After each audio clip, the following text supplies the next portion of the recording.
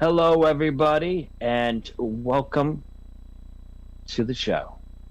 This is Road to Hope, and I am your host, Reverend Ed Broderick. And today, we have got a show for you. If you are listening to the sound of my voice, there's a few things that you are going to learn today. First of all, you're going to learn revelation. You're going to discover some spiritual truths that I promise you will set you right and set you on that path of peace and restored hope. That's what this show is all about. Also, call in. You see the number at the bottom of the screen. Call us. You need a blessing? If you have a problem, if no one else can help, if you got a situation where you got a shadow man, you got some ghost things going on, you have some questions that you would not even ask your rabbi, your pastor, your priest, well, ask me, and perhaps I can help you. I'll even do a blessing right here, right now, over the airwaves, so that you can be blessed and set where you need to go. Today, for the first hour or more, depending, we have a very special guest, and he will be calling in very shortly, my friend Matt. Now, Matt isn't just a guest, but he is actually a brand new host here at the Global Enlightenment Radio Network. And he is going to talk a little bit about the show, what you can expect, and then actually we're going to talk a little bit about our personal history. So it's going to be exciting. Exciting indeed. But today also, it's revelation time. You want to learn another secret to help you get along? This one is called the law of reciprocity. Say it again. Law of reciprocity. Whatsoever a person sows, that shall they also reap. Now, we've heard that on a negative side, right? You reap what you sow. Usually when we've done something bad and somebody's really hoping that, in the typical merciful kind of way, hopes that you reap a bad one for what you did. But also you can apply that truth and the opposite. So now I know that the great Daryl Odin is at the phones, so I know that when you call in, boom, you get this guy. That's a blessing right there. And I know Matt will be joining us very shortly. I'm actually so that'll be awesome. Can you hear me in? Hello, my friend. Hello. Yes. Good evening. My friend, Mr. Matt Jackson. How are you, I'm sir? doing fantastic. How are you doing? Good to see everyone. You've had quite the day. I understand that you just recently got out of work. I did, and now I'm here to share the evening with you folks, well into the night. The baby's gone to bed, so I am free to just chit-chat and do the thing, What is your child's name? Charlotte. Charlotte. If you ever see this baby, it is the spitting image of her papa. Oh my gosh. So good. So good. Such a cute kid. So now, what is it that you do for a living, Matt? I work for the Air National Guard as a commander. The Air National Guard. So you are actually a member of the military. I sure am. Thank you for your service. Absolutely. Appreciate it. For sure. Even if you are National Guard, it's okay. Yeah, it's fine. It's fine. But this is great. It's fantastic to come on here and hang out with you folks tonight, and hopefully we just let the spirit come, and we'll find some things to talk about. Well, that's the one thing about being part of this network is most of the hosts have an idea of how they're going to do things, but we also wing it.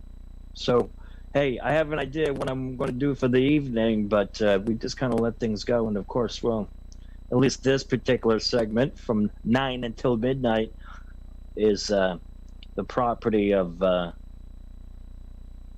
Almighty himself. So it's going to be interesting.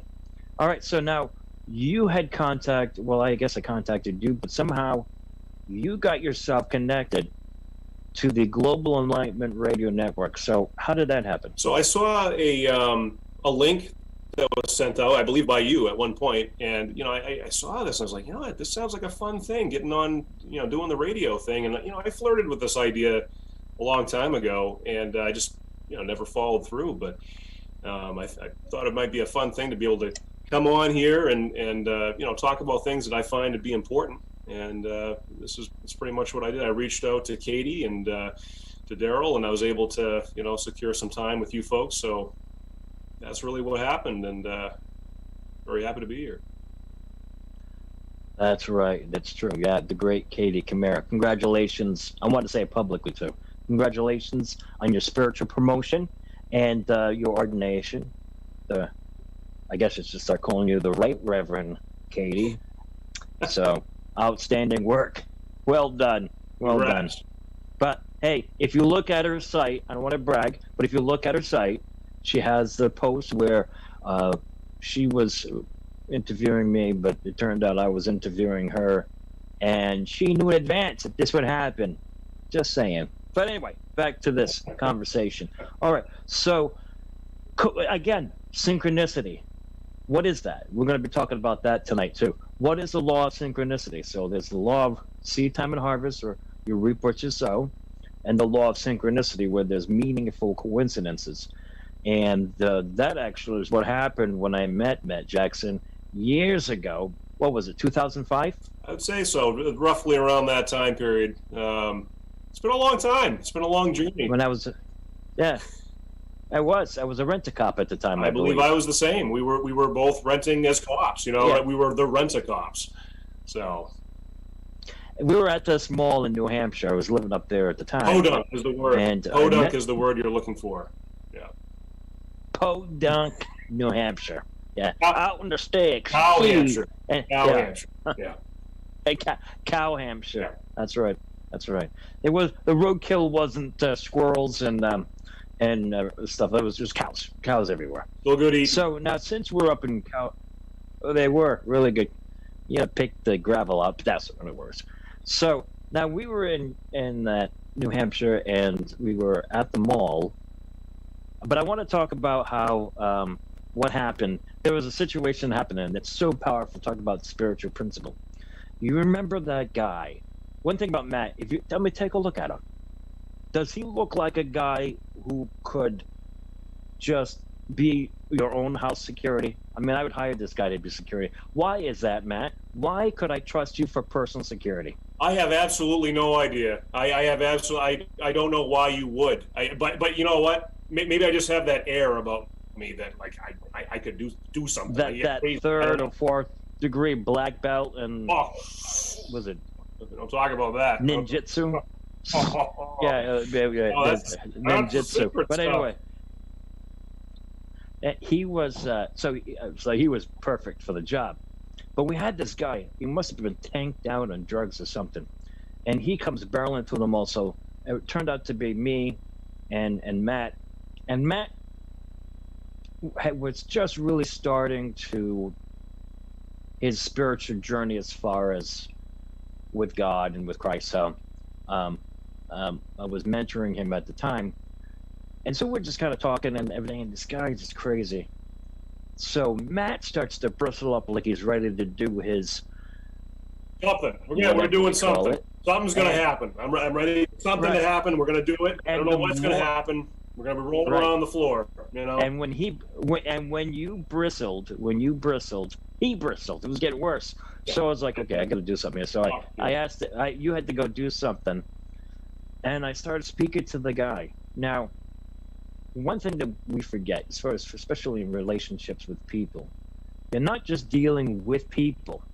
You're dealing with spiritual forces that are manipulating people. Don't forget, if your spiritual eyes were open up, you would see this place is massively populated by spiritual beings.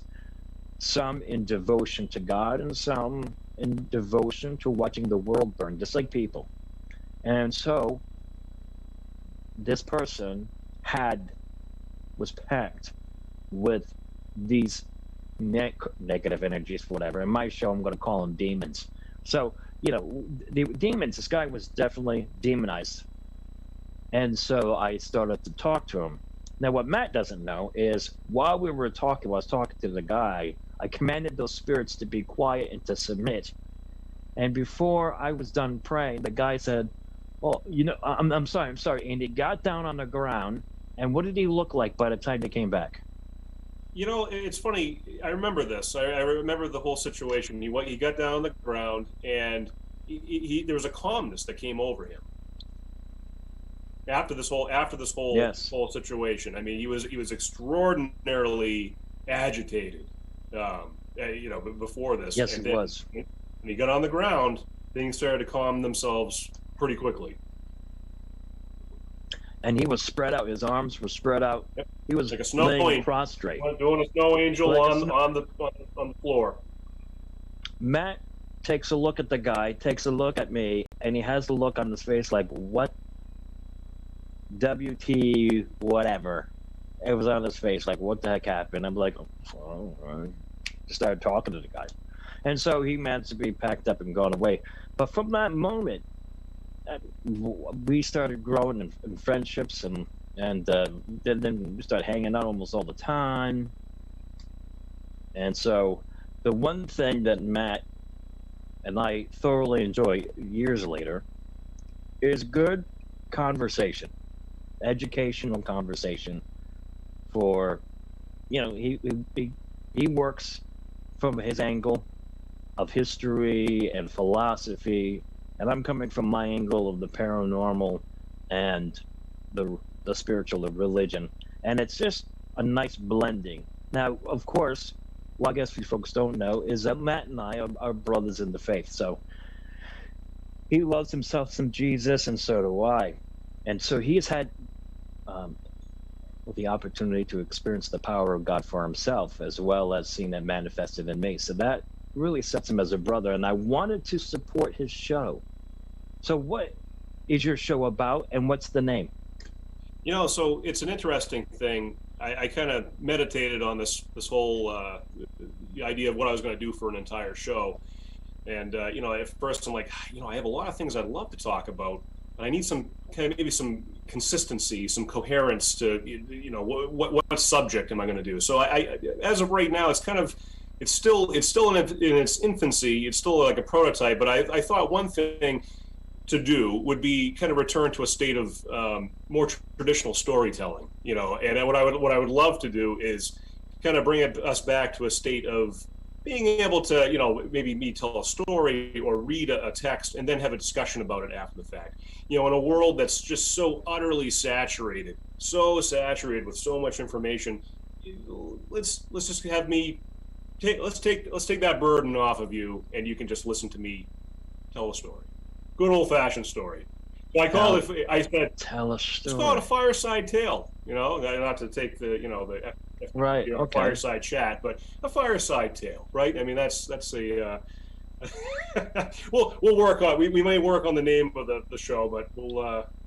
So if you folks out there who are watching, you have a suggestion for Matt's show, the name of it, I would be glad to take make a comment below. That's not my best suit to be naming things. I just, I'll take a suggestion. Exactly. Hey, call me. So yeah, give us a suggestion. What do you think Matt's show should be about? Now, you told me earlier that your primary concern was that you felt that people were relying upon technology a little bit too much. And especially you were talking about television and the way videos are and everything. Could you kind of Absolutely. Shed some light on that? So this is one of the things that I have been kind of passionate about for the last 3-4 years. What I realized was that I was years ago very saturated with the internet, social media, all these types of things. And what I realized was that it was having an effect on my life. It was having an effect on my belief system. And I think, it's like that boiling frog analogy. You don't realize that you're in boiling water until it's way too late. Well, I think in general terms, I believe a lot of us are already in that state. There's no way for us to get out of it. Now, at one point, it was a choice. I'm not sure I believe that it's a choice anymore. I think that the way we have, as collectively as a society, and a global society too, not just talking about just the United States, as a global society, we have become so reliant on these types of things, social media and the internet, for our information, for our day-to-day, it's the arbiter of truth. Sometimes you have to take a step back.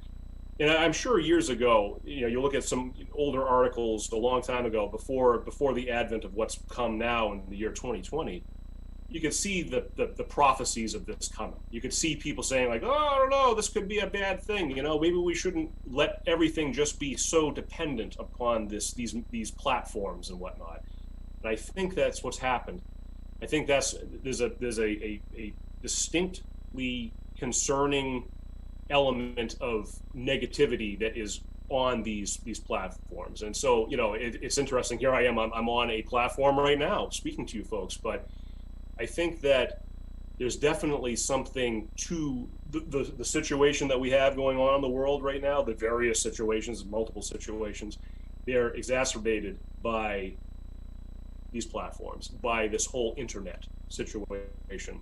And that's been my kind of my gospel that I've been preaching for the last few years, is to basically try to tell people to move back, pull back from it. Now, I'm not talking about going back to an Amish life. I'm not saying that.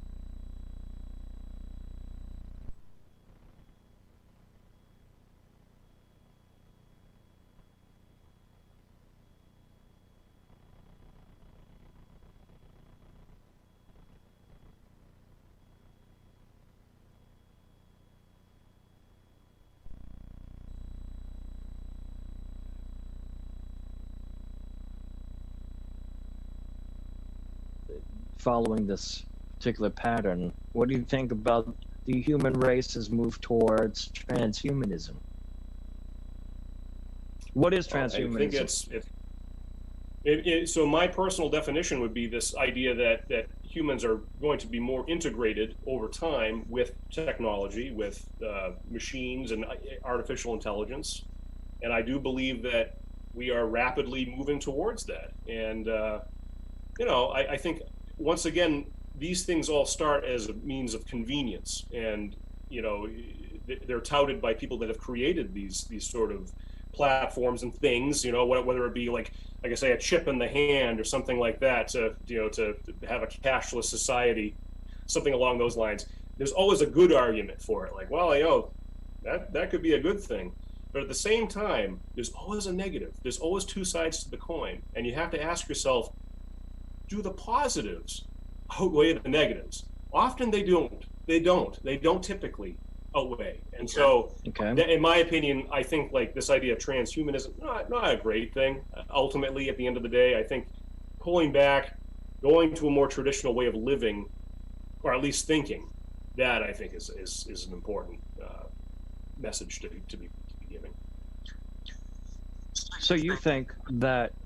Oh, I'll make sure I understand. You believe that the more we depend upon this, the more we make this our modern day idol? Absolutely. We all have one, don't we? We all have one. There was a point in time when you had a choice not to have one. But nowadays, it's not really a choice anymore. This is important. Apps, the platforms that we use, even your banking. Think about 20 years ago. Would you have ever really thought about having all your banking done on, the World Wide Web through your phone? No, of course not. You think that's crazy. That's wild. You wouldn't submit all your information and everything onto this platform. You wouldn't do that, but you do it now, and it's out of convenience, and it's out of convenience, but it is no longer a choice. And as time progresses, things evolve. And those choices that you had before slowly erode, and you're no longer having them anymore. So that's the position I take on. Okay. So I'm kind of like an anti-technology guy to a certain degree. I mean, it's not that I think that we should abandon it entirely. I think it's just that we need to have better boundaries and better suitable boundaries to be able to use these types of things without absolutely damaging our society, which we are absolutely doing. And we were doing it. So give me an example. Give me an example about how. Now, I understand that, I mean, dating myself perhaps, but there was a time when the internet had just hit and it was all the rage. And we had America Online, where we had the dial-up, and it took like 5 minutes to get online. And now look at that then, and look where we are now. Before that, we had television and radio. I was commenting to someone recently that I would have had to have a degree in broadcasting to be able to broadcast as far and as wide as I am right now. But being on the internet, I am going further than I would have when my parents were growing up. It's amazing to me. And that's how technology has advanced. It's a fantastic But tool. human beings are notoriously, That's we're notoriously lazy. Yep, that's it. We would much rather have machines do things for us than us actually getting up and doing that. Frankly, I'm there. I mean, why would I want to go to the library and go hunting down all these books? Although with some texts I do, because it's certainly not on here. But those are the ancient texts. But in general, it's all in here. I mean, I've got libraries, literal libraries that are online that I have right here that I can access. I studied the Aramaic and I studied the ancient Hebrew and the Greek from here. So in some ways, I guess this is a good thing. Absolutely. But how can you bridge for me the idea of how technology, of physical machinery, physical cybernetic communications, the internet, what have you, how does that tie into somebody's spiritual life? How can evil manipulate people? Because you were saying before, you felt like that technology, when it's dependent upon all the time, could become a weapon in the hands of evil or the forces of darkness. Absolutely. Also, so once again, simply a tool, right? Simply a tool. All these things are simply tools. What happens is, for example, we now have a device here that has 24-hour-a-day access to all platforms, all forms of information all the time. And in that information dump, I guess you could say, because that's what it is. I mean, it's just right, a overload. There are subtle things going on that are not really noticed. And I think that the things that we don't notice are it's like the boiling frog situation again. Okay. If you believe in an ultimate evil, which I do, I do, and to me, I consider this ultimate evil to be the devil, right? Okay. What would be the very best thing to absolutely have control over people's attention 24 hours a day, have access all the time, 24 hours a day to people's psyches? We already have it. It's already invented. We have it right now. I could get off this chat right now and take off and just scroll through the internet, through Reddit, through Facebook, through Twitter, and what I'll find on there, you'll find wonderful things like our show here. This is fantastic. This is a delightful thing that we have here. But there is so much educational, inspirational, negative, right? Absolutely negative. If you want to, I'm going to use the reference from Ghostbusters too. It's like mood slime, right? There's absolutely a torrent of so much negative mental and psychic energy that is on the internet. I mean, if you could quantify it, if you could actually quantify it, I mean, it would be almost infinite how bad it actually is.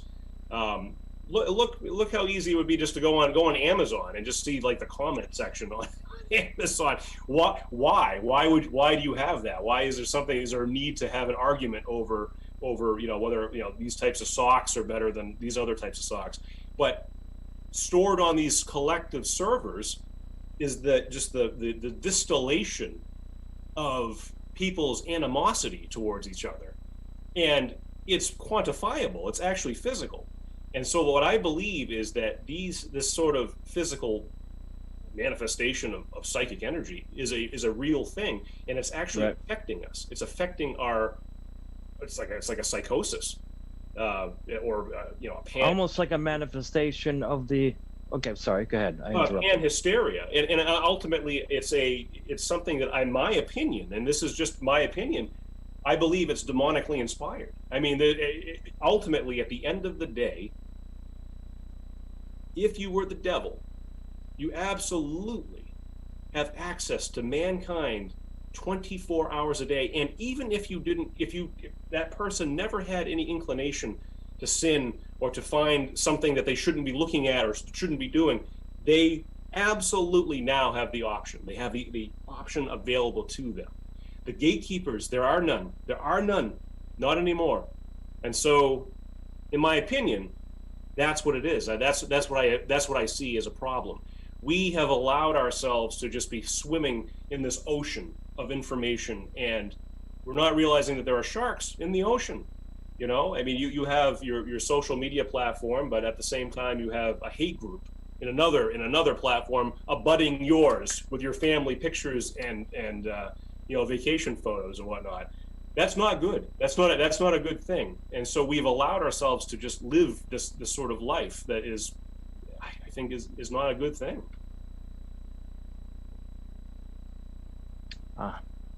Fascinating. So we have a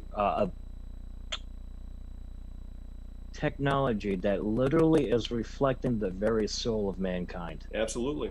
Its collective thoughts.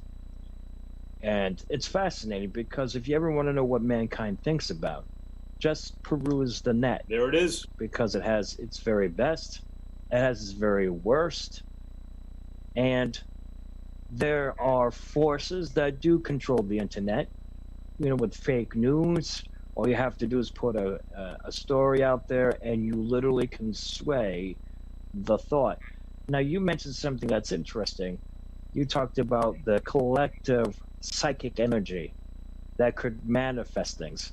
Yes. There was an episode of one of my favorite television shows, Supernatural. In this show, two brothers go out and they battle physical manifestations of evil. It's a great show. Anywho, there's a part where there was an episode where somebody would plant an idea of a ghost or a demon or whatever, and it would manifest in the world. And I've been keeping tabs online about different kinds of cryptids. These are beings or creatures that are being seen that are not logged into the zoological list of known or known animals. These are unknown beings, unknown animals. And so there was like one, like Slender Man. Now, that was a character out of a graphic novel, but now people are saying that they're actually seeing this thing. Now, I find that very interesting because there was a technology very similar to what you're talking about back in the ancient times when they were building the Tower of Babel, the same thing. That was when the global, I guess you could say, the land masses were all together, or Pangea. So that was the one continent before it broke up into different ones. And so this was just after the cataclysm of the flood. And so there had been some survivors of that. It even survivors of the Nephilim, one of which was a guy named Nimrod. Of course, today we think of Nimrod, you moron. But Nimrod back then was considered a noble name. He was a hunter. He was actually a practitioner of the dark arts and a hunter of souls, or servant of the Nakash, the Shining One. But he also held sway over the masses. He was the ruler. And so he was the one that gathered the masses together. They were of one mind. They were, and so interesting, they were of one mind, one intention. and one desire, and that was to create a tower that would rise above any judgments God would have, and they would be like God. That's what they wanted. They wanted to be like God. They were building a tower. Now, I believe that tower wasn't just a tower, but a technology of some kind. So they were creating this tower, and one of the reasons was so high that even if God should send another flood, it would not affect them. So it was this arrogance, almost like the middle finger to God. So they built this huge tower, but the response of God was fascinating, because he said, look, they are together of one heart and one intention, one thought, one mind, and nothing would be denied them. Therefore, I've got to divide them.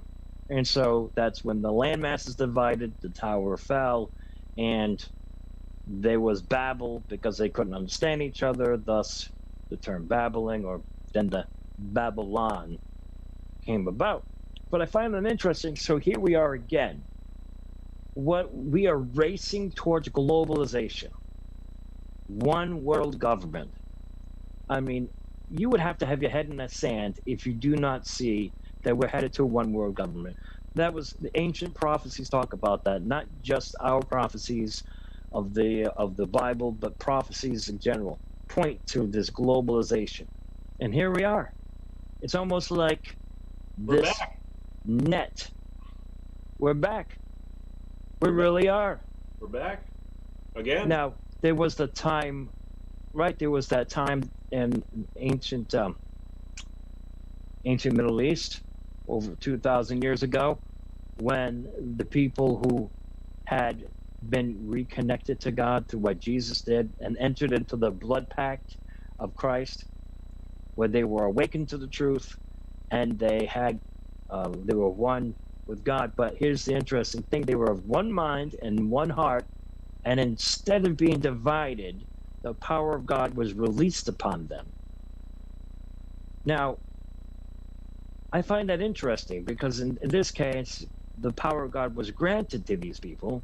They were of one mind and one heart, one intention, just like it was in the Tower of Babel. And they went out and they performed exactly the same miracles as Jesus, and even greater ones, just like he prophesied. And they're still doing it today. Although I do believe a large portion of Christians today don't even tap into the supernatural power of God that's available to them. But that's on them. And that was, prophesied too. What was the difference? Why was there a division when mankind came together in unison? And why is it that this whole thing won't work again? Or will it? What are your thoughts? God. One's of God and the other isn't. One is of God and the other isn't. One's of the earth, one's of man, and that's it. That's the reality. You have two sides of reality. You have man's doctrines. You have man's doctrines, and that's something, from a philosophical perspective, I'd love to expound on that. That we think that our doctrine, which you will, which I will. It's absolutely. We have our doctrines that we believe to be truth. We believe them to be truth because you know what? Oftentimes, they're universal.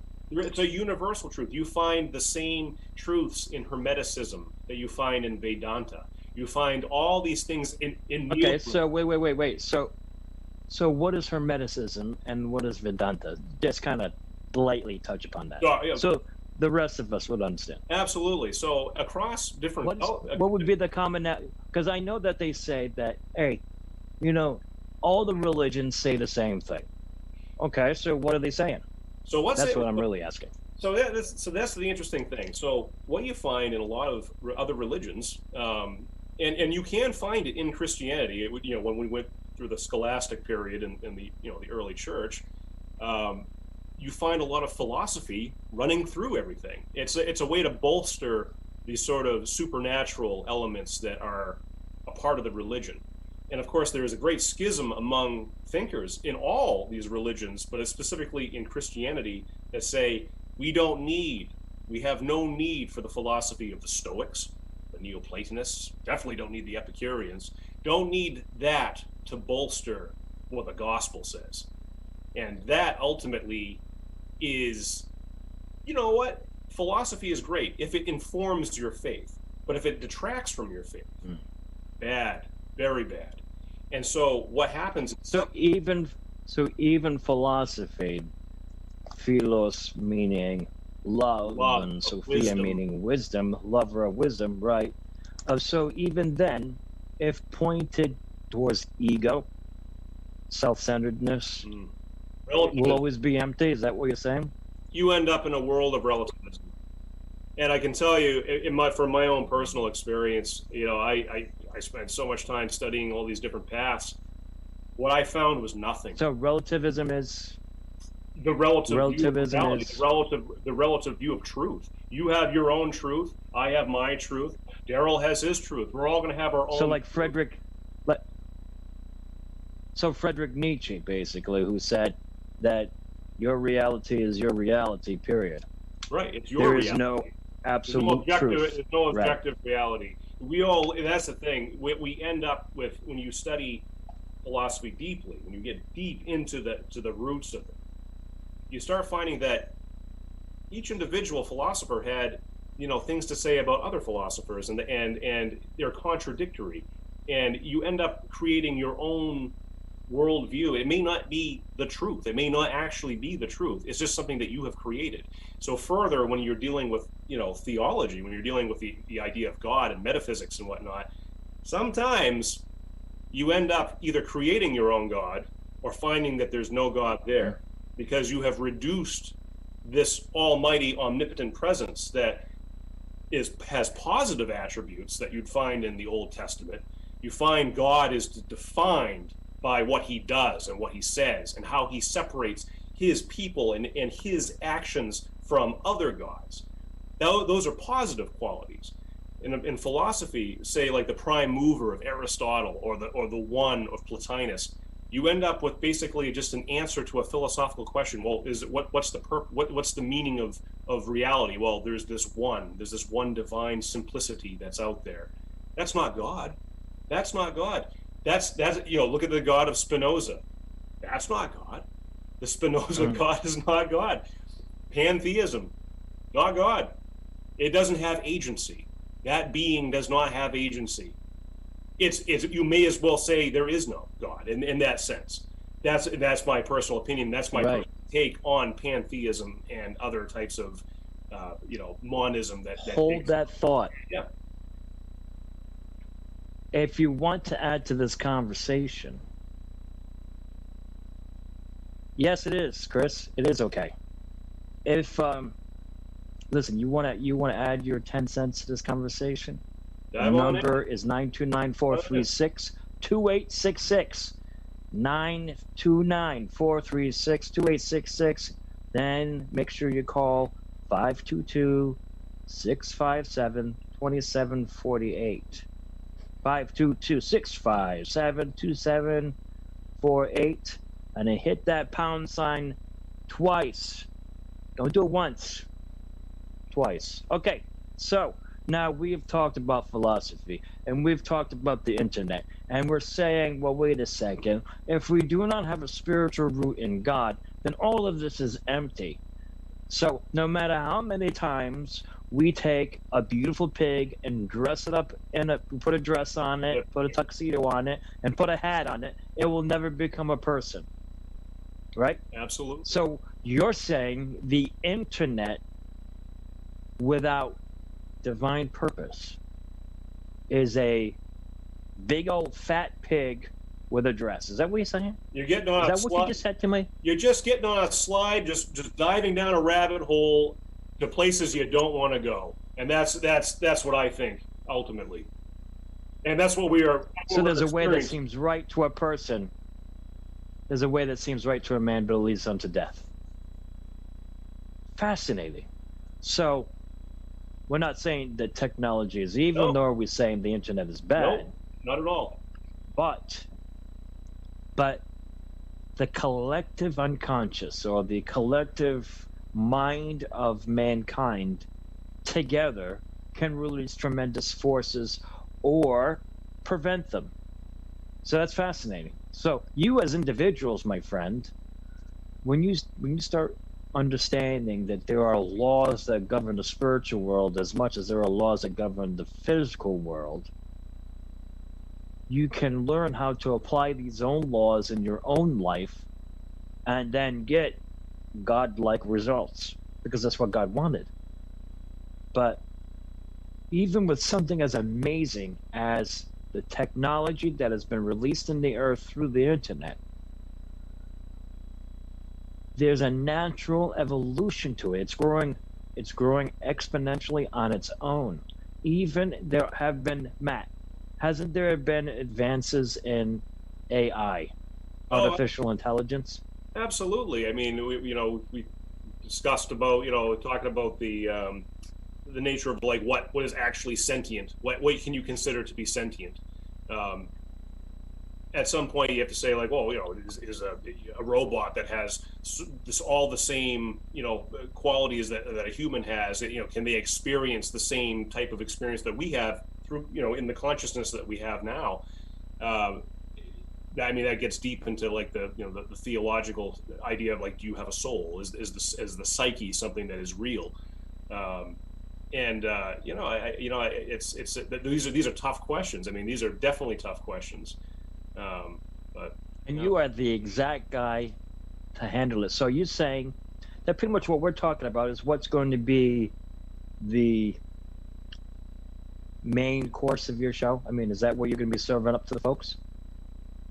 I think so. I think that I might want to go down some other paths, but at the end of the day, one of the things that I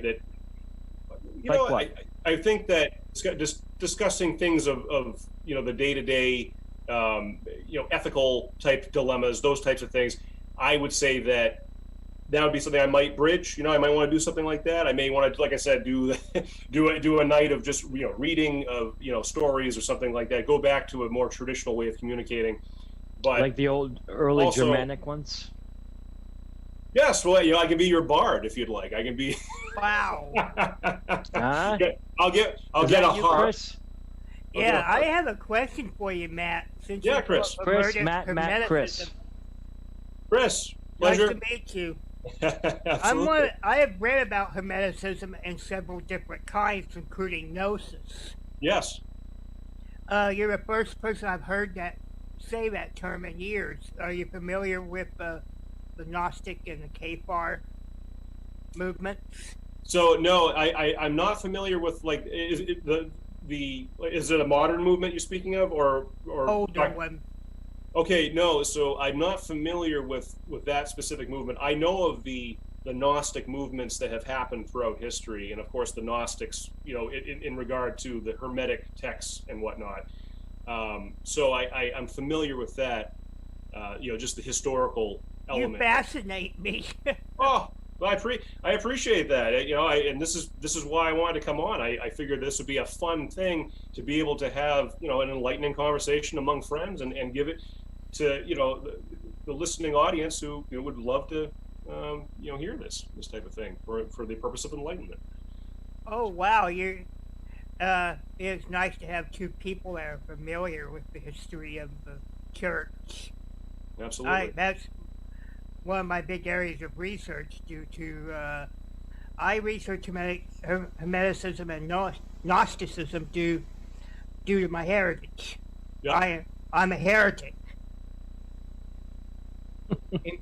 If you have family from south of France or Great Britain, you are a heretic.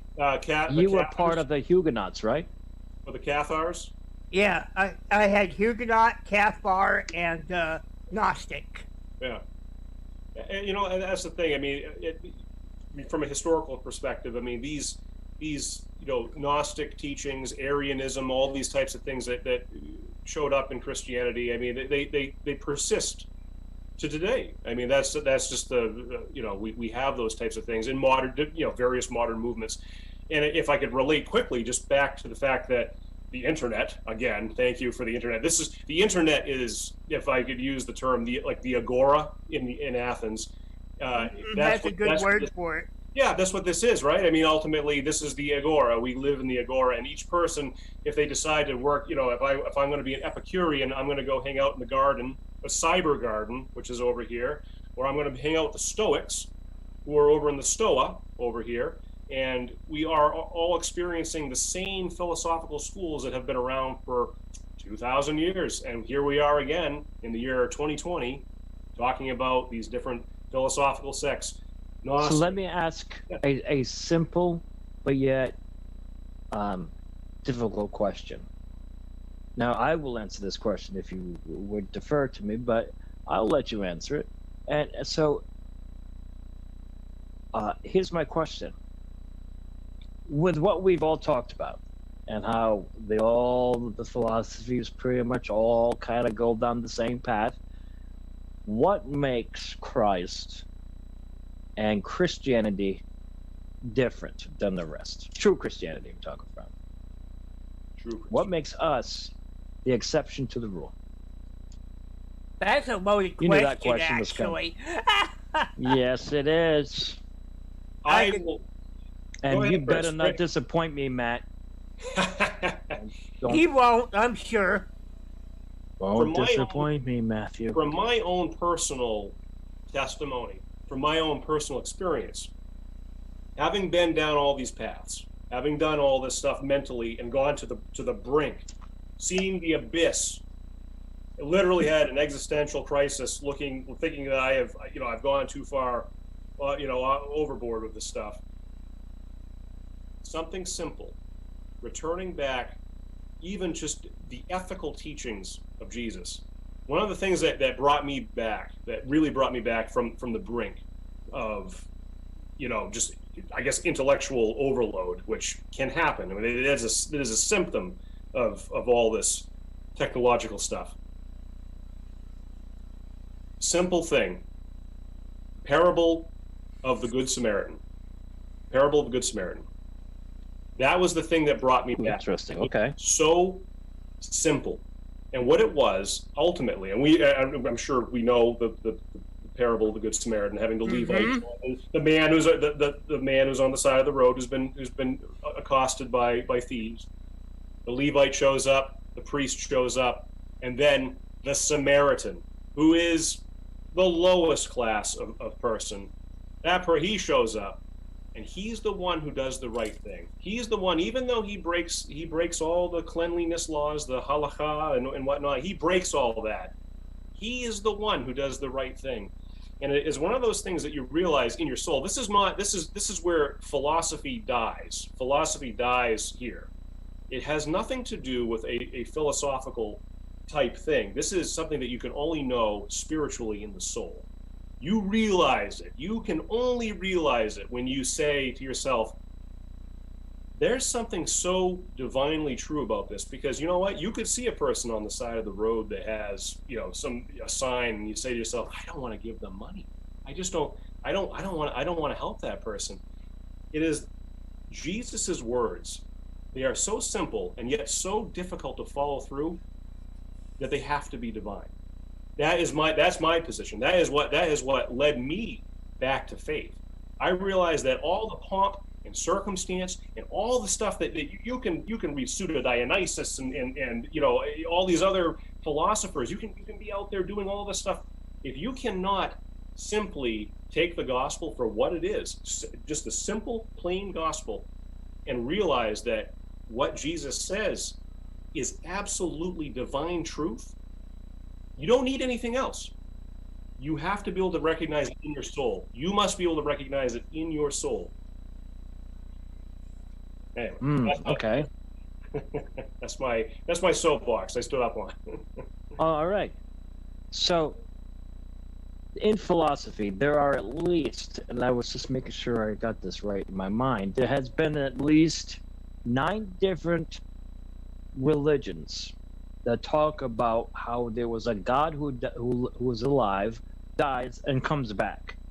Oh yeah. So the idea of a God dying and coming back from the grave is not anything new. So, for instance, you've got Odin. That's for you, my friend Daryl. Gotcha. What does he do? He hangs himself for 9 days on the world tree, and then comes back from the dead. Of course, he doesn't come back from being eaten by a giant wolf, but don't worry, we got that. Oh well, in the Norse religion, so then, yes. Yeah, and Dionysius, same thing. Dies and comes back. Then you got this, you got the story. In particular, one I was thinking of was the one of Osiris. Osiris gets murdered a couple times, and one time he gets killed, and then he gets torn apart, and there's a certain part of him that's saved, and then from that he is risen again from the dead. So I'm going to play, now I'm not going to say devil's advocate because I am an exorcist and that just won't work for me, but I will play the doubter's advocate. That's to say this, okay? Can you imagine? I will play the devil's advocate. I'm an exorcist, but that's okay. You play both sides of the fence. I've learned that. You can play both sides. I'm clever like Odin. All right, so let's think about this. You've got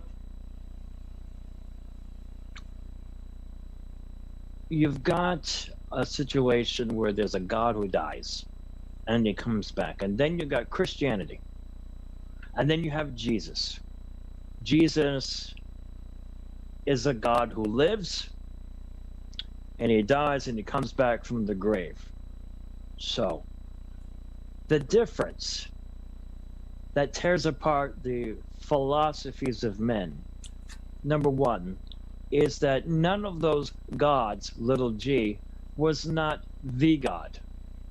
Okay, whereas Jesus did not become God. He was born fully divine, fully God, not half God or half human, but fully divine. And then as he becomes man, or is born of a woman and is fully human, he takes upon himself all of humanity's woes, all of humanity's sin. Not one other God has done this. And borne upon himself the full judgment that you reap what you sow. And that's an immutable law, and that is almost in every religion. It's called karma. They call it karma. So if a man brings the world into darkness and trouble, then a man has to bring the world out of it.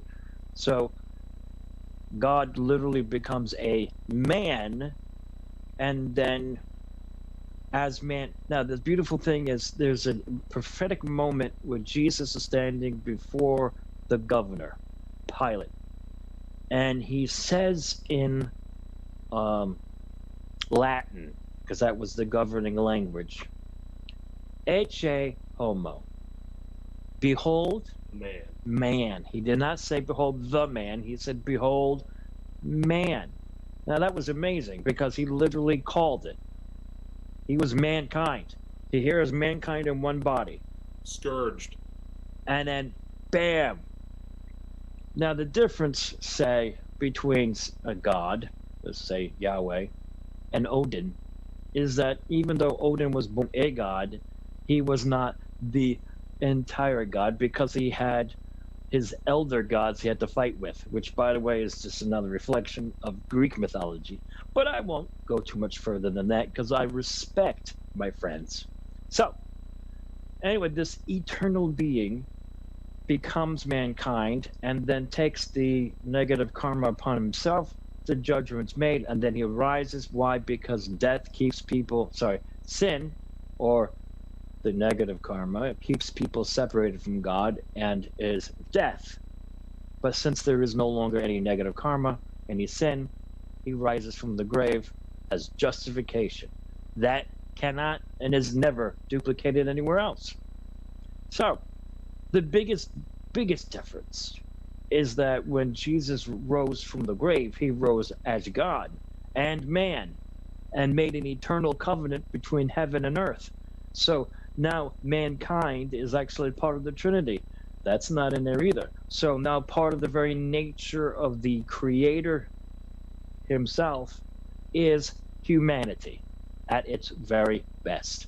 That has never been accomplished anywhere at any time, and nor is it offered as a free gift to whosoever will come and receive that forgiveness and cleansing. So the philosophy comes in when people who are hungry for divine truth come up with logical, how do I say this? Logical ways of explaining what they perceive God to be. So whereas God reveals himself because we cannot conceive of him because our mind is so limited, but philosophy is mankind's perspective on what God is like. That's why we always fall short, because mankind does not have an idea of how the eternal being is. I mean, we even talk about a collective unconscious because of the fact that we do not possess the conscious thought of the profound truth. If we did, we would not be in this situation. Just a thought. Absolutely. So I throw that out there for the gang. Absolutely. So now let's get back to what we're talking about, the internet. So is the internet evil? Unto itself. Yes. Is the internet unto itself? Yes. Is the internet good? Yes. If I took now let's just say, hi Jennifer. If I take a ruler, and now I am building you a house, and I'm building a house for the poor in the neighborhood, right? So I'm building nice things for people and building shelters for the poor. But then I take that beautiful measuring ruler and I sharpen it to a dagger and I kill half of the poor. Now it became a bloody murderer. I'm crazy. You're a bloody murderer. Now, was you bloody murderer? You're bloody So murderer, now you. the ruler. Now, was the ruler evil that did that, or was the one who possessed it evil? So that's my point. And so the internet in itself is neither good nor evil. It is whatever you sow into it. It's a tool. Whatever you put into it is what you're going to get out of it. So, so Matt, I just wanted to have you on because I completely 100% believe in you. And I have had a chance to get to know you and the type of man you are, and now you're a dad, and it's just amazing. You and I have been through many different kinds of challenges and adventures together. I'm reminded of a story. I can't remember if it happened to you or not, but were you the one that had? I think you're the one that had the encounter with the shadow person, right? You know, yeah. By the way, right here, we're changing lanes right now, so we're going from philosophy to paranormal. So catch up with us. I love you, but come on, catch up. Let's go. Ian, we're going to go into. Here we go. Now we're going into I'm another actually lane. touching your box right now. I'm touching your box. I did. Okay, here we go. Ding, ding, ding, ding. Now we're going. All right. I did. I had that. When I was younger, I definitely had a lot of experiences. You know, you wake up in a state of disorientation and you see something in your room. And, okay. What is it? What is that? Now, you saw this, or was that somebody else who saw it? I'm sorry, I missed that part. I personally had stuff like that in the past. I mean, it's something that has not happened to me now, but I have seen. Right, that's what I'm talking about. The shadow. When we people. first started talking. Those are things that you would absolutely have happen when you're sleeping at night. You wake up and you look over in the corner and you say, "I think I see there's somebody standing there," and it may dematerialize into something else, but. Coat hanger or whatnot, but there's not to say that thing isn't actually there. I mean, they're absolutely. I mean, it absolutely could be there. Right. So now, there was somebody who told me the story about how I think they were a police officer or something, but they knew how to fight, they knew how to self-defense, and they also were very well trained in weapons, like I was when I was in the military. And they were saying that when this creature was coming up, this shadow had manifested, and it was so vivid, it was literally, they could feel it creeping up on them, and it wasn't in a dream state, it was real. And they saw this shadow but in 3 dimensions, just creeping up on him. He was so full of terror, and he realized at that point he was powerless against it. Powerless against that. And then at that point, you got to ask yourself this question. You're powerless against this thing. What philosophy? Stoics, the Huguenots, whatever it is. What is that? What is going to help you at that point? You see what I'm saying? So, wow. I was just thinking about that. Yeah, Where's the defense in that? Where's the true defense? And now, of course, there's people who will tell you, okay, well, make sure you shield yourself with white light. Okay. But I've known people who've done that, and they still had issues. So, listen, you're just going to get it straight up with me, my friends, truly, okay? So I will give you the keys that will help you. Matt, what time is it? I have absolutely no idea. Where are we at? We were at 10:03 Eastern Standard Time. Okay, so we are at shameless plug time. So we're going on to the new hour, and I've got something I need to do with this new hour. So I'm going to give you 5 minutes, even less, whatever you want. I want you to plug yourself. I want you to tell the world your show and when you're coming on. When can we expect to hear the pearls of wisdom dropping from your lips? All yours. Go for it.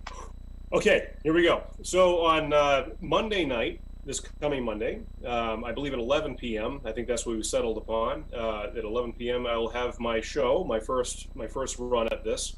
And, I think this first show, I may want to do a little bit, we've gone over some pretty deep topics here. I think on this next show, I might want to do a little bit of a, get to know everyone again.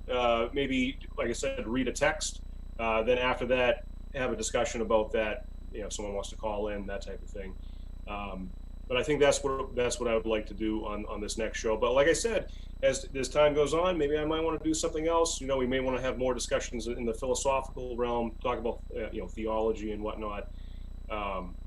But as of right now, I think that this next show will just be a little bit lighter and more to entertain, give people a chance to listen in, and especially as we approach the the Halloween season and whatnot. I might be looking to talk about maybe some ghost stories, some local legends, in New England and whatnot. We're just absolutely full of that stuff here. So, yes. Yeah, we got ghosts here.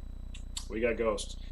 So I think that might be a thing that I'll do on my show on Monday. So tune in. I'll select a fun old text and we'll talk about it. So. And also, you'll think of a title, right? Yes. As far as what you think your title should be in your show. If anyone has a recommendation, I'd be more than happy to take a recommendation. Like I said, I'm not great at naming. There you go, Chris. Put that brain juice to use for this guy. I'm sure you'll come up with a good one. So anybody, feel free to text us, let us know, give us a call, let us know what you think about I'll help him figure out a title. Uncle Matt's story time. What's that? Yeah. All right. Good. This will help me. Good. Uncle Matt. Matt, thank you. Time. The time of history. Uncle and faith. I like that. You know what? If all right. Errol and Katie can write that whole thing out on a boilerplate on this, that'd be fantastic. I like that idea. All right. In gold. Well, thank you, Matt. Thank you, Chris. In gold. Yes. Thank you for coming on. Thank you for taking the time out of your busy schedule, Matt, from coming on. And no problem. It's been quite a adventure and quite an honor to talk to you. And I most certainly wanted to support you and just brag on you a little bit and support what you are doing. Well, you are my brother. Thank you very much for calling. Appreciate it. No problem. I'm going to add you on Facebook. That was Matt Jackson. And so next we are going to talk about this week's spiritual principle, number 1, synchronicity, and the law of reciprocity. What is that? What is the law of reciprocity? What is that seed time and harvest? Okay, so first let's talk about synchronicity. I actually talked about this a couple of weeks ago. Well, actually, no, sorry, a couple of days ago on the Blog Talk Radio, and you can catch me there as well. I call that show Freed. But I titled it, I'm Your Sign, or Here Is Your Sign. So very important what that's about. So what is synchronicity? Why do we have these meaningful coincidences that seem to happen? It's amazing stuff. So how many of you, I want you to think about this for a minute, in your life have had some of the most amazing things just fall in your lap? Just maybe you thought of something on television and there it is. Or you thought of your favorite song and you've been thinking about it for a while, and then somebody else happens to mention it as they're walking by, or you happen to hear it outside as the car's driving, or whatever. May I submit to you, my friends, that this is a law that you can tune into. I wouldn't say manipulate, but cooperate with. And it ties in also with seed time and harvest, reaping what you sow. We talk about karma all the time and negative karma and all that. Put that aside for a minute. What if you could take that, what if you could take that spiritual principle and apply it to you for good? We as human beings have a tendency to lean towards the negative more often than you think. It's almost like it's built within us. Life and death.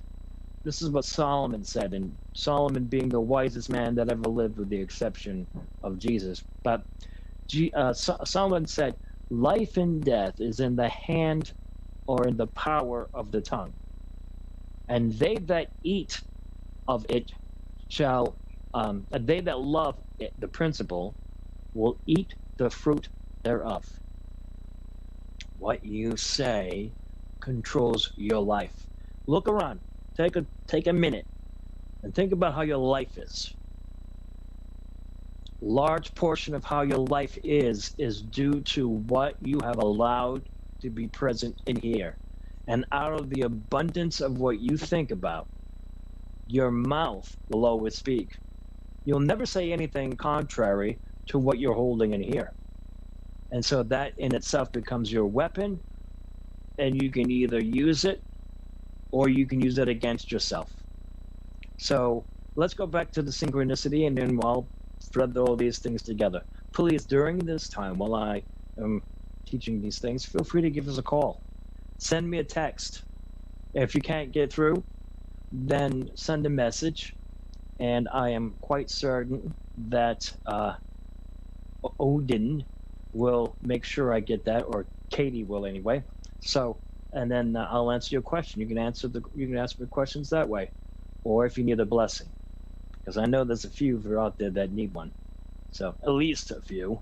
Mm-hmm. Okay. In my own personal, exactly, Chris. So in my own personal experience, I've been having these amazing synchronicities just this week. Starting in the beginning of the week, I got a phone call from one of my congregants. Now I'm talking about the cyber one, because since we've been having the pandemic, I have put the entire congregation online, and now it's grown beyond the people that I would normally minister to. Now it's grown. But there was one particular person who I went to go visit, and their son-in-law was possessed, outrightly possessed. It was crazy. The guy was, the morning of the exorcism, he just was in a poor mood. Gentle guy, very funny, loving guy, but that day he had an attitude. Even his girlfriend noticed that, and she didn't understand why. And then as time progressed and it was time for him to be at the house, what happened? It was crazy. He just did not want to be in the house. because of the fact that he was about to be set free. And those personalities that had attached themselves were about to be released. But the way that happened was amazing. And the person got set free. And that family called me on Monday and asked if I could baptize them. Next day, another family. And this one, the husband was possessed, and he was a prison guard from Massachusetts. And he was outrightly possessed. And the demons within him were very active. But he got set free also. And so they reminded me that, because they have a pool, that during the summertime, they asked if I could baptize them in the pool that they have. No problem. Well, the first family said they would like to be baptized, but they didn't have a pool. I said, don't worry, I'm sure God will provide. And then the next day, on Tuesday, this family calls me, and they have a pool. So, and they both live in Massachusetts, so they're all going to come together tomorrow. And the whole family under the beautiful presence of God will be baptized in the pool. But what were the odds that those two families would have called me with the same request? There's that sense of synchronicity where these coincidences happened. And so now I'm going to do that. Now, as I am going along during the week, I get another call, and this time it's from a rabbi. And the rabbi's daughter was having paranormal experiences in their house where orbs were, and I'm very skeptical about orbs, but in this case, the orbs were floating around. And one light, and you can see it because they had a camera inside, a motion camera. And so it would pick up motion. And it picked up this light going through, at night, going through the apartment, entering into the chest of this person. The person sat up, looked around, laid back down, and the light came out of that person. And I got the video. It's creepy. And then there's another video where there's the wall facing away. Now it's not anywhere near the window or anything. There's a far side of the room, and it shows a silhouette of a person walking by. And the dog noticed that. So today I took care of that. But see, that also happened to be right in the schedule. So it's just amazing how all these things kind of came together.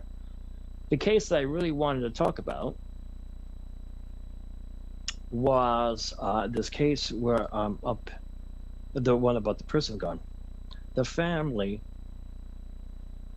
had been plagued by all kinds of bad luck. I mean, if you're having, it's a good one. If you are having bad luck, and I'm talking about not just you have a streak of bad luck, but bad luck.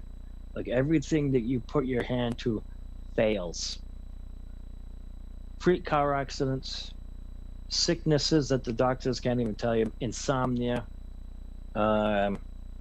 maybe chronic headaches, and so and maybe your finances have been drained, and it's just one thing after another, no matter how hard they try. And that is a curse. So if you feel like you're in that situation and you're listening to the sound of my voice or you're watching me, contact me, because I'm not talking about a streak of bad luck. I'm talking about where it's almost like a lifetime, and it's almost every area of your life. It's almost like steal, kill, and destroy is the perfect description of what is going on in your life. That would be called a curse. So if you have that, call me and we'll break it right over the phone. We can break that. We'll take care of business right here, right now. So that is a spirit that has attached itself to you. When I say a spirit, I'm talking about an evil, negative entity where it has attached itself to you, and it's working on breaking you down so that eventually your will be weak and you will submit to it, and then it will seek to possess you. Okay? So call me about that. Also, sicknesses. If there's sicknesses and the doctors don't know what that is, largely it could be a spirit that's causing that. Why? Well, because sicknesses and diseases, the healing for that was provided by Jesus at the cross, because he also bore sickness and disease, as well as destroying the power of evil. So, I mean, a lot of people don't realize that, but it's there. So this family was having a string of bad luck. The husband had practiced, messed around with Satanism for a little while, the magical side of it, the occultic side, and then dated a witch for a season. And that didn't work out and then so it was this one string of bad luck as he grew up. Then he met his beautiful wife, and his mother-in-law didn't want that, and she cursed the family, the wedding, because the mother-in-law hired a witch to curse the family. So, I mean, this was a bad situation from the start, and now the whole family's cursed. The children were even being affected by it, and so they were watching this paranormal show. Again, there was that obsession with the paranormal. And that's the other thing. That's another level of possession. There is oppression, obsession, possession. Okay? Those are the three cardinal levels that lead to being controlled or manipulated by evil. So he was already well past all of that. So they were watching the show, and I believe it was Paranormal Survivor or some paranormal show.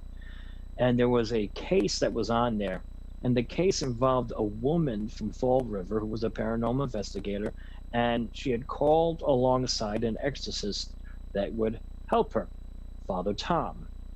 That was the name that was on the show. And Father Tom and this woman, Luann, from Whaling City Ghosts, she was, they went and they checked out the house. The house, beautiful Victorian house, looked like a haunted house. It really did. At least that's what I think. Anyway, beautiful house, beautiful home, but the spirit was pretending to be the husband. And so it literally was a poltergeist. What is a poltergeist? Belter, which means noisy or throwing, and geist, ghost. Throwing, ghost, noisy spirit. But they also pretend to be people. So here she is, she's in bed, ready to sleep, and she feels her husband coming home from work and sliding into bed and talking to her. She rolls over to give a hug. The next thing you know, nobody is there. So that was terrifying. So she contacted this woman, and so there was the process of cleansing the house and cleansing the woman.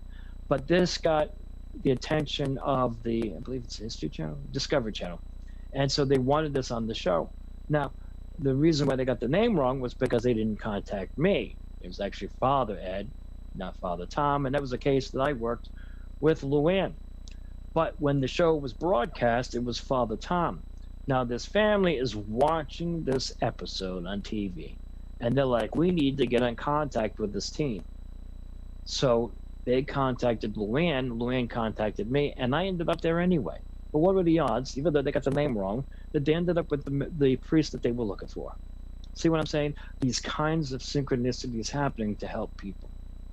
So this family is the other family that is going to be baptized tomorrow. So those of you who are prayer warriors, please pray that they get richly blessed. But things happen for a reason. When you are realizing who you are, when you're starting to realize that you are vastly much more important and much more powerful than an average life that you live, that you are precious in the eyes of God, and you are truly a divine creation. And you start to grow in that, and you seek to know more will be given to you. All you have to do is to say one little simple prayer of, God, show me the truth. I want to see. And you'll know. You'll be guided. Because that's how he is. That's how God is. And so synchronicity is a law of reciprocity. Reaping, sowing and reaping. A thought that is perpetually contemplated on a consistent basis and mixed with emotion becomes manifest. Are there any callers? Anybody calling me? Anybody texting? If not, that's okay. I'll continue. But I thought I heard a dial tone. That Anyway, was a bell. back to what I'm saying. But oh, there's a bell. Okay. Well, let me know, anyone. So you know, you guys are awesome. I love you guys. You guys are fantastic. God bless every member of Global Enlightenment Radio Network. You guys Amen. are awesome. And Oh shit. yeah, that's the truth right there. A toast to you, Oh, yeah. Daryl. Bottoms Yes. up. I toast to you, my obliviated friend. Okay. So, I'ma yeah, by get the way, you. check this bad boy out. This is a flail. Now, in certain denominations, particularly also within the Catholic Church, this is known as a flail. Back in the old shipping days, it was called the cat o' nine tails, and it was designed for whipping people. However, in the hands of a priest or an exorcist, it's a flail for whipping demons, because this contains holy water. And holy water, a water that has been truly blessed with faith, actually has power to cause damage.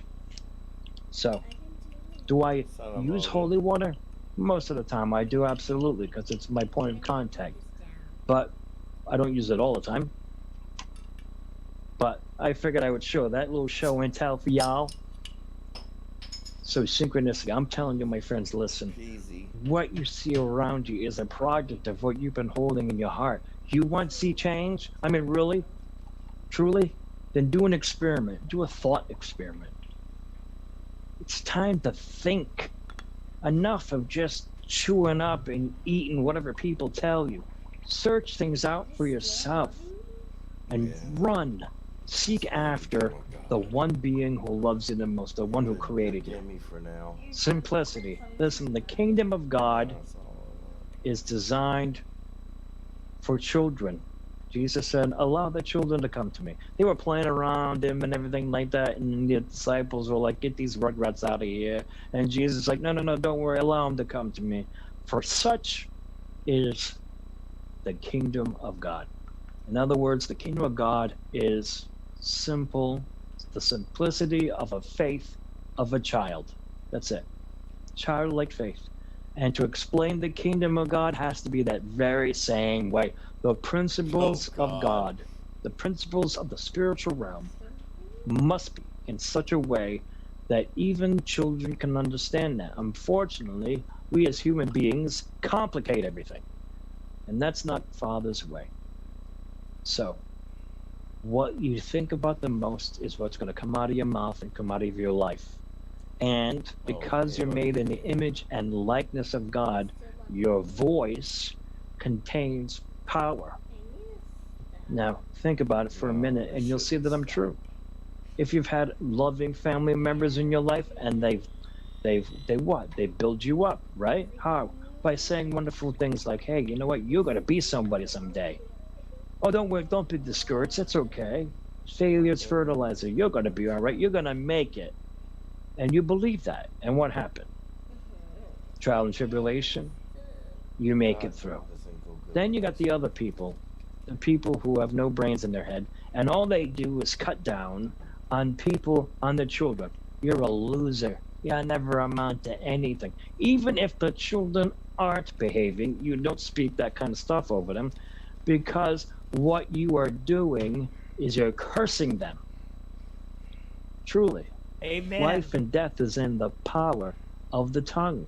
And you speak life over them. You tell them, hey, all right, listen, I got to discipline you for this, but you are better than this. You're a hero, not a loser. You're a champion. Now, I want you to start acting like that. I believe in you. And then gradually, as you continue to speak over them, you will see their life change. Now, if you're smart, you will add God into this, because you are created to house the presence of God. The reason why human beings are good at channeling spirits, why we are good at being able to tune into the spiritual realm, is because we're created to be in tune with our Creator, with God. And once we get to that place, when we start speaking out the promises of God or the revelation of God, that revelation on our tongue, spoken in expectation, always manifests results every time. So do a thought experiment. Think of something that you would like. Keep it simple. Remember the KISS technique. Keep it short and simple. So, pair of socks, pumpkin spice coffee, or whatever it is that you would like, write it down. Be very specific about what you want. Then, every day, you look at that and you put emotion into it. How would you feel possessing a nice brand new pair of socks? Or a window fan? Or something that you can believe that supernaturally can be provided for you. A little different. So as a result, she said she cracked up, and this one I threw her. I can hear you. Did you see the song I Are you said? saying something there, brother? I can hear all three of you. Bunch of maroons. I am just in love. I mean, today I have to admit that, you know, everybody's right. Even Jennifer Malik is right. You got to have something a little different. And the difference is a little bit of heart, a little bit of soul, a little bit of love. And you and Matt and Chris are doing it. You're doing it well. You're sharing it. Everybody is, I mean, it's amazing. It's a new experience for We're not me. afraid to ask questions, brother. Yeah, see? Oh, well, see, you know, people always been afraid. They fear things, they fear knowledge. Let's just be up. Hold on, let me get my head up. There you go. They fear a little bit of knowledge because it may hurt them. How so? I'll give you an example. If you had the knowledge of the world, Right. if you had the knowledge of time, Right. if you had the knowledge of faith and belief, how many people out there would listen to themselves? The fear is Right. not to fear you know what's out and about you and around you. They fear themselves more. They don't understand why is it that way. Well, hold on. It's your perspective of why it is that way. And the worst part about perspective is gained or learned knowledge. Now, if someone shot you a perspective, as Katie did to the guy that's got his degrees and all this, that all serial killers were not people that had psychological disorders. That could be, you know, somebody had a great household and they just want to have some fun. Or maybe they had a little sexual deviancy within them. Or see, when it comes to that issue, I say consult Reverend Ed or my man Mr. Jackson over there, Miss Matt, call Matt up, okay? Because they got to lay some hands on you. You know what I mean? A little bit of that pressure. Because in my line of work, I will. You know what? While we're talking about this, do you mind if I take a break? oh, you can take a break. And we're Yeah, both because it's 10:30. Oh, tested it's and 10:30. approved by Mighty Man. Well, how about this? How about this? Everybody's take a little break because, you know, I might get a little deep on this because All right. people don't understand that God's love is God's love for all humanity. And not every person has the intestinal fortitude to understand that. And the problem that many people have is that they don't understand themselves. All right, break time. How about that? Lead us to break, Rev. You gonna say it? All right. So I'll be back in 2 minutes. How Is about? that too long? How about this? 1 I'll minute? get. How long do you want? You want 4 minutes, Rev? 4 minutes before a break. No. Actually, I can. I'll fade you out in two. about 2 2 minutes? minutes. 2 minutes. All right, ladies and All right. gentlemen. 2 minutes. Outstanding.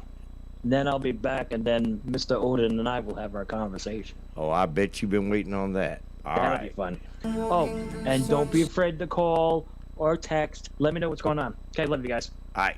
I'm a man who has lived in the twos and has broken the chain.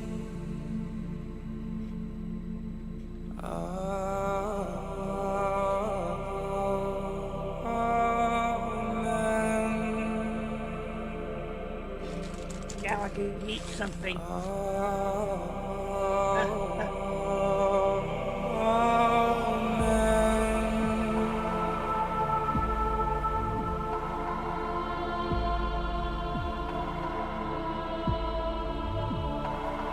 I was blind, but now I see.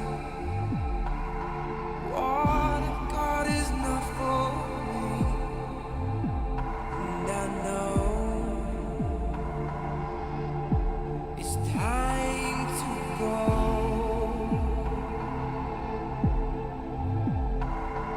I've been used and I've been played. I've been spied on and betrayed. And I know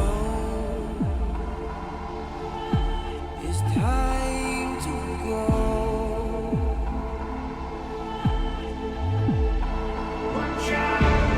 How to feel the pain. I'm alive again. The past is gone for good. It's time to say.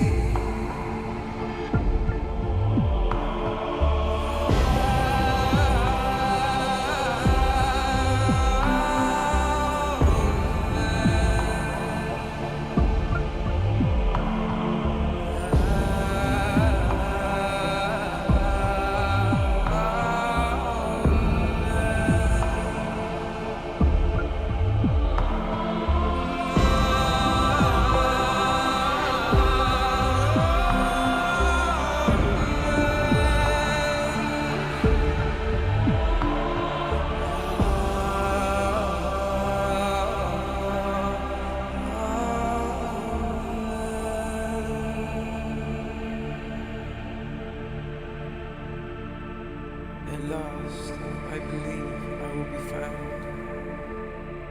In the silence of my night, I can hear a distant voice. Someone out there is calling my name. Watch out! I'm not afraid. Watch out! I'm beyond the dread. It's time to turn the page and love again. Watch out! I can feel the pain. Watch out! Never cry again.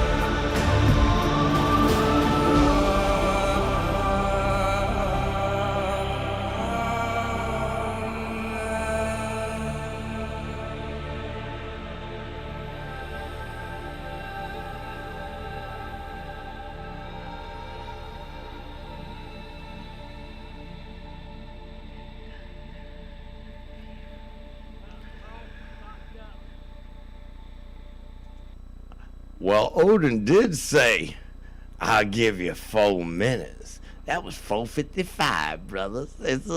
But that's okay. We're still on the Global Light Radio Network, and we party hard over here. We got the great Reverend Ed. Hey, Chris, you might as well get yourself ordained, man, because you too reverent for me. And, Brother Matt Jackson, I'm down with your sickness. To everybody out there, I got to say thank you for listening, because this show is enlightening to the hill. It's so good and so beautiful that I had even to bring out my little boy for this one, because, oh, geez, Matt, salute. My man. Hold on, everybody. We got to get back where we were. Oh, God. Christopher Wayne Fisher brings out 2 big jugs of Mountain Dew. I'm telling you, it gets no better than this at the Global Enlightenment Radio Network. And we are back to having fun. Now, if everyone is ready, before the good Reverend comes back, let's do it. What's up, people? Matt, you're on screen. Tell me now, what time is it? Is it time for us to reveal the name of the show? You know, I would love that. I mean, I just don't know what name should I go. But I mean, you're the man. yeah, let's reveal. Uh-oh, the good Reverend's back. Everybody, hold on. Get your demons in order. Get your demons in order. I'll put my sauce away. Okay. Oh, no, I'm sinning. I gotta get the Hallelujah. cup and the cigarette out the pitcher. I have exorcised the demons. Oh, Lord, we leaving. Don't worry about it. Oh, I'm committing a sin too. Oh, Mountain Dew, you sinning hard, brother. It's a Saturday night, right? It's a You Saturday lousy night. sinners drinking nasty stuff. Oh, hold on. That's coffee. That's nasty, too. Exactly. This is sugar free, so it can't create diabetes. It can't. That's right. Simple blessing, and it is done. Okay, simple blessing. Welcome okay, back, I'll Matt. bless the, Oh, thank you. I'm staying quiet as a church mouse over here. Oh, well, yeah, well I'm gonna done. shut Well up, done. Too. Hey, let us know when we're back on. Are we ready? Yeah, Are we we're ready to on, roll? brother. That was 4 All right. minutes, and So, God's time didn't equal our time. 4 minutes 53 seconds. exactly. Never forget that. Lesson learned. Let's move. Okay. Oh, what? I'm supposed to say I'm sorry? I work for Jesus, man. All right? Whatever. Is it a full-time job? Hey, Jesus loves me. He hired me. That's it. You know what I'm saying? I do what I do. Union break. You don't like Union it? break. Hey. Yeah, exactly. Union break. Boy, I tell you, gives new meaning to the term when I say go to hell. I didn't mean that. Must be the sauce talking. Yeah, Must my be the Mountain Dew. sorry, I meant must be the coffee talking. My Mountain Dew All right. start to affect my spirit. So It's a Scottish coffee, I believe. I was talking. I was I like that. talking I like about that. prayer, and I got to get that out. All right, but feel free to add your 10 cents. You in the nut gallery. But anywho, all right. So my friends, listen. Law of reciprocity, law of seed time and harvest. We always worry about that law biting us because we make the mistake. But what would happen if you deliberately did something different? Let's just say you want more friends. I hear this all the time. Well, if you want friends, be one. Well, in a way, that's really true. Find somebody that you are friends with and actually spend more time with them. Start showing yourself friendly online. Start talking to people. And you'll discover that it won't be long before you'll have a group of little friends hanging out with you. I already have how many group of friends right now on my show talking to me? Boom! Law of reciprocity. You didn't even know it. There it is. It's already happening. Synchronicity. Things happen for a reason. Now, because when you're flowing according to divine purpose, that means you got to discover what is it that you're called to do. Whenever you put these principles into action and you're looking for, no, I know some people use it for evil, but I'm talking about you guys who are hungry and you want to grow spiritually. Put these principles into action. They will literally lead you step by step by step into a relationship with God. And as a result, you will become the very person that you were created to be. Automatically. You want friends? Start being friendly. I have books. Name a minister who doesn't, right? But I have books and I give them away. What happens? More books come flying at me from all over the place. And I stopped and I thought, wait a second, I'm actually triggering a law. Better to just kind of like, don't give them away. But, it happens. Whatever you give will multiply. That is everything, no matter what it is, including hatred, including anger, including, when I say anger, I'm talking about violent anger. The more you give that, the more it comes back to you. He who lives by the sword, what? Dies by the sword. Again, that's that principle. That's the negative side. But why would you want to keep triggering the negative side of these, my friends, when you can trigger the positive, where you can actually go and apply the good out of it? You want love in your life? Start being loving. Start with the people that you haven't been loving towards and start being loving to them. Give, and it will be given back to you. What about finances? You having a problem with your finances? Immediately, I know some people would say, oh, you got to take 10% of your income and give it, and especially give it to me. I don't even believe in that, because that is under an old covenant that has already been fulfilled. What you should do, though, is give a portion to wherever you are, whichever contributes to your growth in entirety. Okay? In other words, where or who is it that helps you grow spiritually and actually helps you receive revelation that gives life? That is where you should put your money. Give. Why? Because where your treasure is where your heart is going to be. Whatever you hold near and dear in here is reflected in where your finances go. So what is it? Where do you usually spend your money? That's where your heart is. Now, for me, I spend most of my money on my laptop. I'm making sure that I have good headphones.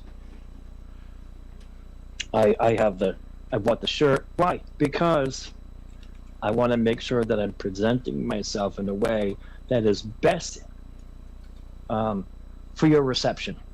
There's some spiritual truth I'm laying on you, but if I'm wearing a Mickey Mouse t-shirt, you might not be able to be too receptive. Or if I'm wearing a t-shirt that has Megadeth on it, I would only probably affect a very small group of people, like Jennifer, for instance, with her heavy metal. However, as a whole, most people are responsive to this. And I didn't even wear the square tag because it also comes with its conflicts. So I wear this instead, which conveys what? It conveys I'm a priest, but I'm not Roman Catholic. I'm a priest, but I'm not dangerous, or whatever else might be in the mind. So everything I do that best is gift wrapping for the present I'm offering. So whatever you plant always comes back to you, always.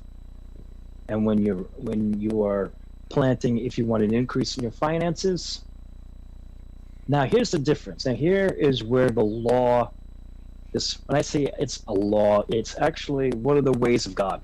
But God never changes. The reason why God never changes is because to God there is no time.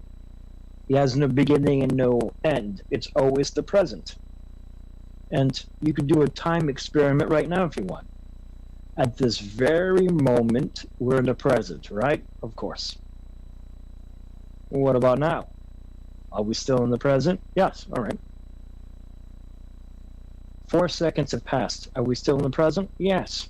Mm-hmm. So everything that we do is in the present. So when God tells us how to pray, like what I was about to teach, he answers immediately. Why? Because everything is in the present to him. So when Jesus says, don't worry about tomorrow, tomorrow has sufficient problems for itself. What he's really saying is tomorrow is also in the present, but we have a beginning and we have an end. So time works that way. But when we start to think of ourselves as timeless, then we will also start practicing what is called faith.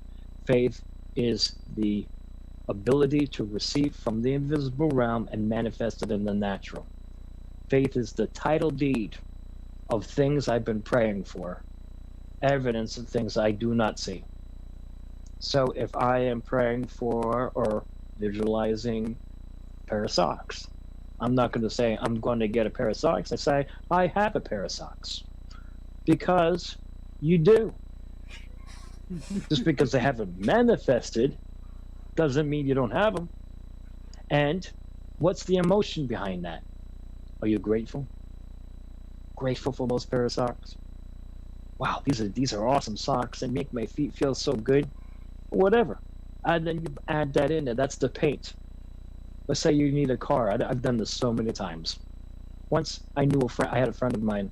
She had this beautiful car, and she could control the radio from the steering wheel. That was back in, well, wherever. But I was amazed by that. Now I have a car that not only controls the radio from the steering wheel, but actually has a TV screen, so I can see where I'm backing up to, and there's a phone attached. It's blows me away. But back then, to see a person control the radio from the steering wheel was technology, and I wanted that, so I prayed for it, and I believed that I already had it. Thank you for my new car. I am so grateful now that I have a car that I can control the radio from the steering wheel, and it's an automatic, and I saw it as mine already. Mark 11:23 says, when you pray, believe that you have already received it, and you will have it. He didn't say you might have it. He didn't say, well, God might sometimes say no. The only time God will say no to you is if what you're asking for violates his loving nature. And even then, there'll be times when you will attract to yourself something you don't want, something negative, so be careful. So the answer is yes. You need a car, he's going to give it to you. Period. So what kind of car do you need? Well, you're saying that God is a cosmic Santa Claus. Not at all. I'm only showing what the scripture says. Scripture says that when you pray, believe that you have received the thing that you asked for, and you shall have it. Whatever you need, he promises to give it to you. And so, see the car. Paint the color by emotion. Adds life to it. Thank you for this car. Before you go to sleep, imagine you driving the car. And this is a lot like The Secret, I know. But I'm not saying you're God.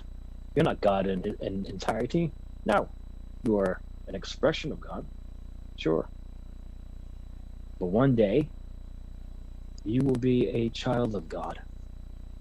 And I'll get to that in a minute. So here you are. You've got this car. It's already in your mind. It's already here. Now, when you have it here, where you know you got the car, it is only a matter of time before it manifests out there. That's the title deed. I did this one time for a speech contest. John L. Burke oratorical contest, same thing. And so in my mind, I saw myself standing, giving the speech at high school, beating out anybody who was in my way. I saw it. In my mind, I saw a standing ovation for my speech.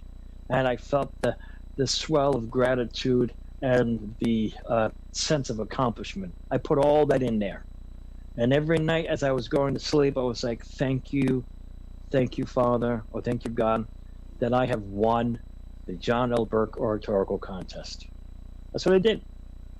And so I did, and I put it out there, and I was so grateful. Every night I did that. And one night, I had already written out the speech. Everything was ready to go. I tore up that speech, and I rewrote it because I was hit with inspiration. So first thing, pray. When you pray, see what it is that you want. What is it that you want? That's the first thing. Don't ask for generalities. Be very specific about what you want. Number two, once you figure out exactly what you want, ask. That's how you put the color, you put the emotion in, and you show the gratitude. Thank you. Ask and receive. Ask, believe, receive. He who asks in faith, believing. And believers are receivers. So when you have that in mind and you see yourself, like I saw myself winning the contest, I was like, I am so grateful now that I won the John L. Burke Oratorical Contest every night as I was going to sleep. And then I was hit with inspiration. Now, during this journey, while you were asking for whatever it is, the car, there'll come a time when you'll have this knowing, the sense of an action. Then you put the action in. Then you do that inspired action, it's called. That's like God's telling you, now go. Do it. Go shopping for your car today. Okay. I don't know. I just had this feeling I needed to go shopping for my car, and I felt like I needed to go to this one. And then you'll be led right straight to it. Or maybe you get the inspiration to go to your friend's house. Why would I want to go to my friend's house when it comes to the car? I don't know. But then you find out your friend bought you a car. That's how it happened for me. So, with the speech contest, the inspired action was this. Tear up your speech, and I rewrote it. What was it on? It was on faith, believe it or not. The very thing I'm telling you right now is pretty much the speech I gave then as a kid. I tore it up, rewrote it. And what happened at the end of my speech? I got a standing ovation. I won the speech contest, and I ended up with even greater honors as a result of winning the contest, more than I imagined. And that is what God promises. That He will give you above and beyond all that you could positively ask, think, or imagine. Does that sound like one who's waiting to judge you and strike you down with lightning because you screw up? The God of lightning and thunder? Not at all. That's not Him. The God of mercy and loving kindness. It's the goodness of God that makes a person change their mind. That's what repent means. It means to change your mind. Why? You change your mind, you change your you change your mind, you change your course. You change it in here, it changes out there. So, I won the speech contest hands down. And I absolutely beat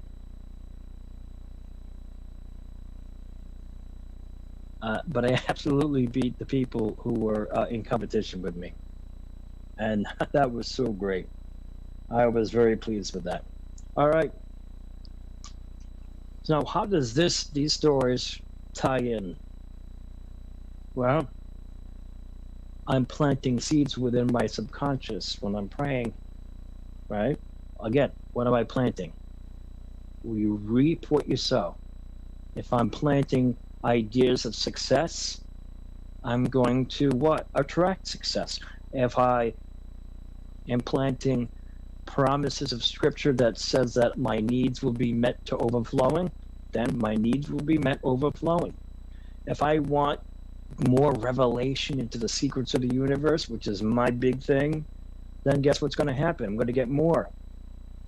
Since I have started this, going online and sharing divine revelation with people, I have been getting more divine revelation back, flooded with it. And the more I give prophetically to people, when people call in, I pray for them, and I'm able to read them, the more the ability to read comes back. So much so that I had to open up Blog Talk so that I could actually release more of it, because it just keeps coming back. So to him who has, more shall be given. But to him who thinks he has, Even what he thinks he has will be taken from him. What does that mean? Simply this. Though those of us who think we have it all set. Well, I have a doctorate in theology, a master's in divinity. I don't need to go and study any more than I need to. I'm all set. Well, then even what you think you have will slowly be taken from you. And your effectiveness to reach the world, which was the mandate originally, will be lost to you. What's the point of spending all that money, getting a master's degree or getting a doctorate degree, and losing the ability to influence the lives of other people for the better? What a waste. That's the whole point. Amen. But the more you give away, that's right, Chris, amen, bro. The more you give out, though, the more you'll get back. So, find out what your niche is. Well, it's baseball. Then go out there and play baseball, but do it as a person who is gentle and loving and compassionate, and watch what you get back. You don't have enough friends, be a friend. You don't feel like you have enough love in your life, start giving it out. Start being nice to the people who come in and take care of you. Be nice to them. Show kindness to people who you meet on the street. Even if you have to stop and let people go across the street, people cut you off, you just let it go instead of cussing them out. Those are seeds that will always come back. It is a law that never, ever breaks. Very true. I knew a guy, he never worried about having his bills paid. And he wasn't even a believer in God or anything. He just never worried about it. I said, how is that? He goes, listen, all I do is every month, somebody always needs money. So what do? I give whatever money I have and I give it to them. He says, it never fails that there's always a check that comes. Somehow money always seems to come to me. He says, but I've discovered that if I give it away, it comes back to me more. I don't know what that is. I was like, dude, really? Are you putting me on? He goes, no, seriously. He goes, I give money away to people who need it, and I can always count on a check coming back to me for something I need. I said, that's the law of reciprocity. That's the law of giving and receiving. So whether it's money, people talk about it being money all the time, and the only reason why we talk about money is because, well, we use it. But money is the manifestation of what your heart is. Money is not. This is why a lot of people don't like talk about money. Money is a root. The love of money is a root of all evil. The love of money. Greed is what's talking about there. Money is not evil. As I was talking to Matt, and what we were talking about, I said, now if I had this beautiful ruler and I made this beautiful home for the poor and a shelter out of the rain for pregnant women, wow, you're a hero. Yep. But then I take that ruler, sharpen up, and start stabbing people to death. Now, did the ruler become evil? No. It's the one who uses it.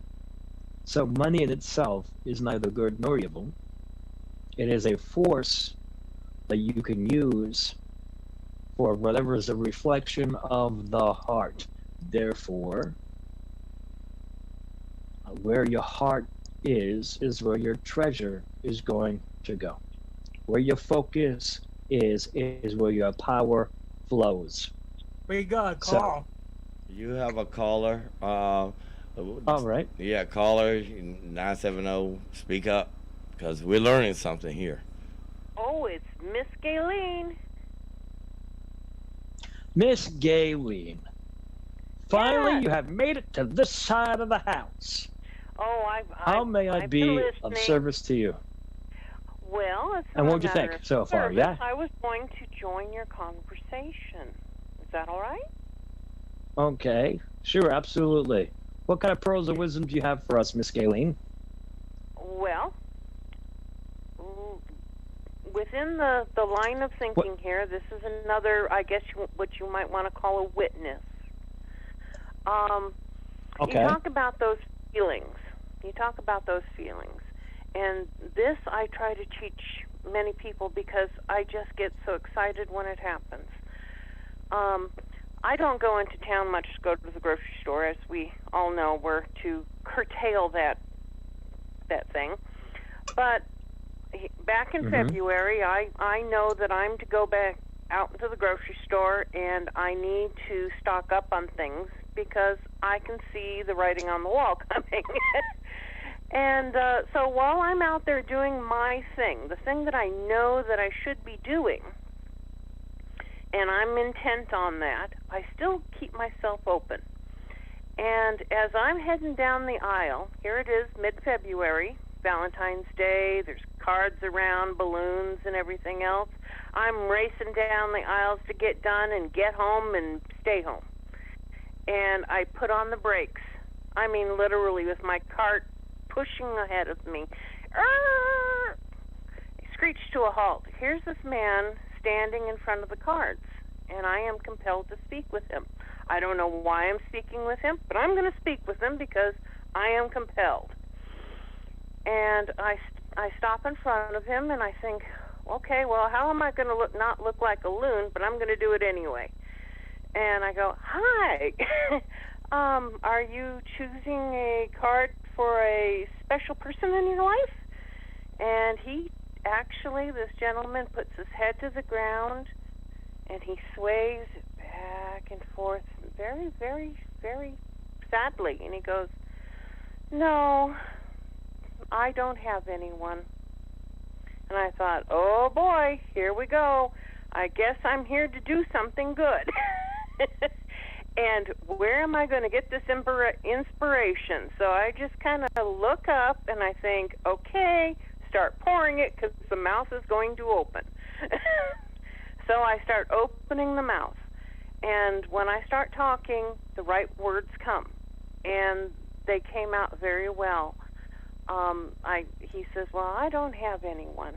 And I said, well, then that's just because you've not come across the right one for you.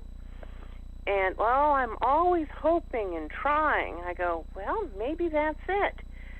You're trying and you're hoping. You're not waiting and expecting. And I said, you know what? I've got a task for you. You're not waiting for just the right one. I bet you have a mother or a sister at home, don't you? Somebody who would love to have a wonderful card you picked out for them. She goes, well, yeah, I do have a sister. And I go, well, pick out the most wonderful card for her and send it. And she will just love that. And you're filling that space that you need to fill. And when you fill that space, then it does everything to create the perfect you that somebody out there is waiting to find. Every time you do that. And he started to lift his head, and he started to brighten up, and he goes, you know, I'm going to do that. And I go, well, then you just do that. And you also have yourself a nice day. Bye. And I took off. Because I know it works. I know that law. I use it every day of my life. It just works. Once you get it, you got it. That's very true. So that was a simple story. Thank you. What a great testimony. Thank you for sharing that. So, yes, it's very simple. Yeah, okay, I'm sorry. Yep. Very simple, yep. And that's the point. It's that KISS principle. Keep it short and simple. Jesus said that the kingdom of God is like a child. Has to be. So we complicate things so much. We're like, well, there's the doctrine of the homologeo or the doctrine of whatever, and it's this huge long thing, and then it's just like somebody was saying something along the lines the philosophy, and instead of being a lover of wisdom, which is simplicity itself, we become experts at bloviation and being puffed up and pharisaical, meaning that look at me and all the exteriors, all this holier than thou, and it's just like look at us, we're these pros and experts, but there's no fruit. None of those principles are in demonstration. That's one of the biggest things that are going on right now within Christendom, is that they have the form of godlikeness, but they deny the supernatural power of it. So again, they've proven themselves worthless. And I said that, and I don't care how many ministers are listening right now or will come across this. You are worthless if you're not putting the principles that you were trained in. If you're not putting it into practice, what are you doing? You're only taking up space. But you will learn your lesson eventually, either the easy way or the hard way. Preferably just do it the easy way. Go along for the ride. If you are out there, yeah, just one moment. If you're out there, you know the number. Call, let us know. Just like Miss Galen. Yes, ma'am. Go ahead. Your question. Yeah, my question is what is your teachings? What is your beliefs? In principle and in action on those that give absolutely everything away because they feel that that's what they have to do to produce the effect that they need to gain God's love. Well, I have to give everything away, and I argue that point. I'd like to hear what you say about that. Okay. Well, these principles operate by. Away. Oh yeah, I'm with you. Well, to answer your question, I'll answer it with a question. Is this a question for education, or is this a question because you already know the answer? No, I would like to. I have my opinion, and I get stopped short, so I need more. So I do have a question. Okay. I need more refinement on this. All right. Because it comes up, and I want to. There are those people who are gifted. There are those people who are gifted, and they have the supernatural capacity to give to the point that it hurts. But they don't give to get. They give because it's within themselves to have an expectation that they are taken care of. So no matter how much they give, they know it's going to come back. It's like the farmer. I don't know a single farmer who goes out there and plants his garden who does not in October expect a harvest. None. There's not a single farmer that I can think of who is good night, Matt, and thanks again for being part of the show. God bless you and sleep well, my friend. So I don't know a single farmer who will go out and plant the seeds, even professional ones, who do not expect a harvest. So are they giving to get? The principle is different. There are those people who will give and give and give and give because they are manipulating or trying to manipulate the system. The only problem with that is they're doing that out of greed. And as a result of that, he who has, or he who thinks he has, what he thinks he has will be taken from him, and it will short circuit, and it will literally take from him. But if there are those people who give, and they give generously to the point where it hurts, because they want to be a blessing to somebody, they're giving for the purpose of meeting another's need, or being the hand of God, I guess you could say, to somebody else who needs money. Well, they can rest assured that they will reap a harvest on their giving for one reason, because it is promised. That's the difference. If it's promised, then yeah, I can expect that. If my grandmother promises me that if I mow her lawn, she's going to give me $20, well, then it's okay for me to go to my grandmother after I mow the lawn, and she's like, "You're a good kid," and she gives me $20. Okay, so all right, so now I am expecting that. Now, am I going to mow the lawn, trim the hedges and everything, and expect her to give me more money? So I'm going to squeeze her for like $30? Well, then no, that's not going to happen. And so there is a manipulation of the law, which will always backfire. But when a person gives, and they give with the intent of the heart, exactly. It's the intent of the heart in the end. It's all about the heart. Everything is about where are you in your heart. If you are there in your heart and you know that you are just blessing people and you're giving, or you are blessing the man or woman of God who is teaching you so that they can have their needs met, well, then rest assured that not only will you get back what you gave, but there'll be more given back to you, so that the person who has the right mind will turn around and they will go, excellent, that'll give me more to give to other people. And they will always have, there will never be a guy ever that will lack for any long period of time who is a good giver, because it will always come back. Did I answer your question okay? Yes, it did.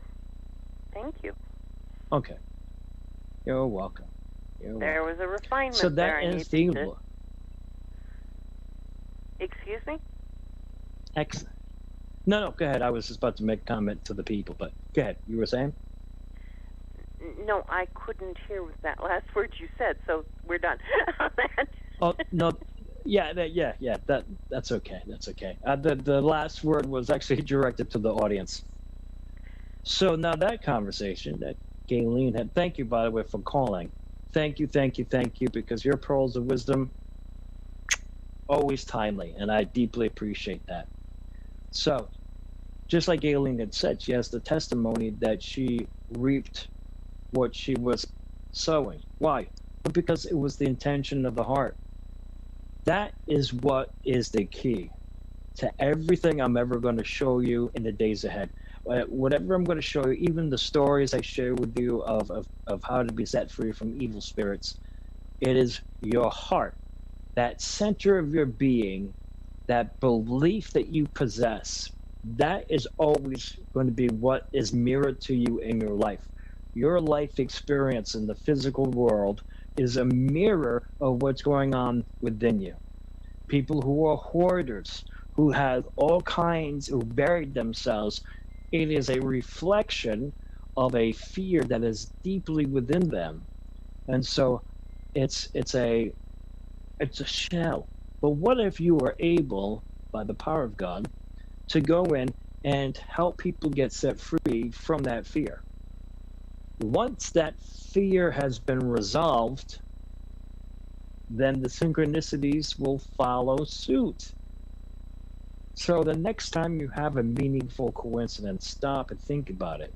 What does this mean? What was it about? And then think about what was your actions, or what was your thought that led to that. Then do it again and watch what happens. That's what I did. And that's what other people have done. They've discovered these different principles, and then they applied it. And so in the Bible, that's called the keys of the kingdom. When Peter was he was the first person to receive the keys. When you have keys, what does that mean? It means you have control. If I gave you the keys to my house, you have control of my house. If I gave you keys to my car, you have control to my car. Also means I have a level of trust. You understand where I'm coming from, so now I trust you with the keys. When you're employed and you're granted the keys to the place to open and close, right? You have control over who comes and goes now, because you and the owner, or you being the owner perhaps, you have an idea what is expected. Peter recognized Jesus as the anointed one, but he didn't have any sign. He didn't have glasses that when he put it on, Jesus was glowing with heavenly light. No, Jesus smelled like pine because he was a carpenter, or he smelled like fish, whichever which he was doing at the time. But he had He was just a Jewish blue-collar worker looking like everybody else. But there was something about him, and Peter was able to nail it supernaturally. And he said, "You are the Christ. You're the anointed one. You are the Benai Elohim, the Son of the living God." And then he said, "To you, Peter, I'm going to change your name from Simon to Peter, because now you're entering into a covenant relationship with me and becoming a student of the mysteries. And now I'm going to give you the keys. So whatever you release on earth has already been released in heaven, and whatever you forbid on earth has already been forbidden in heaven." What does that mean? It means now you're going to have, since you've learned to operate by divine revelation, now you're going to be able to enforce the move of heaven on the earth. And so the signs, the wonders, and the miracles started to work profusely through Peter after that. So, just a thought.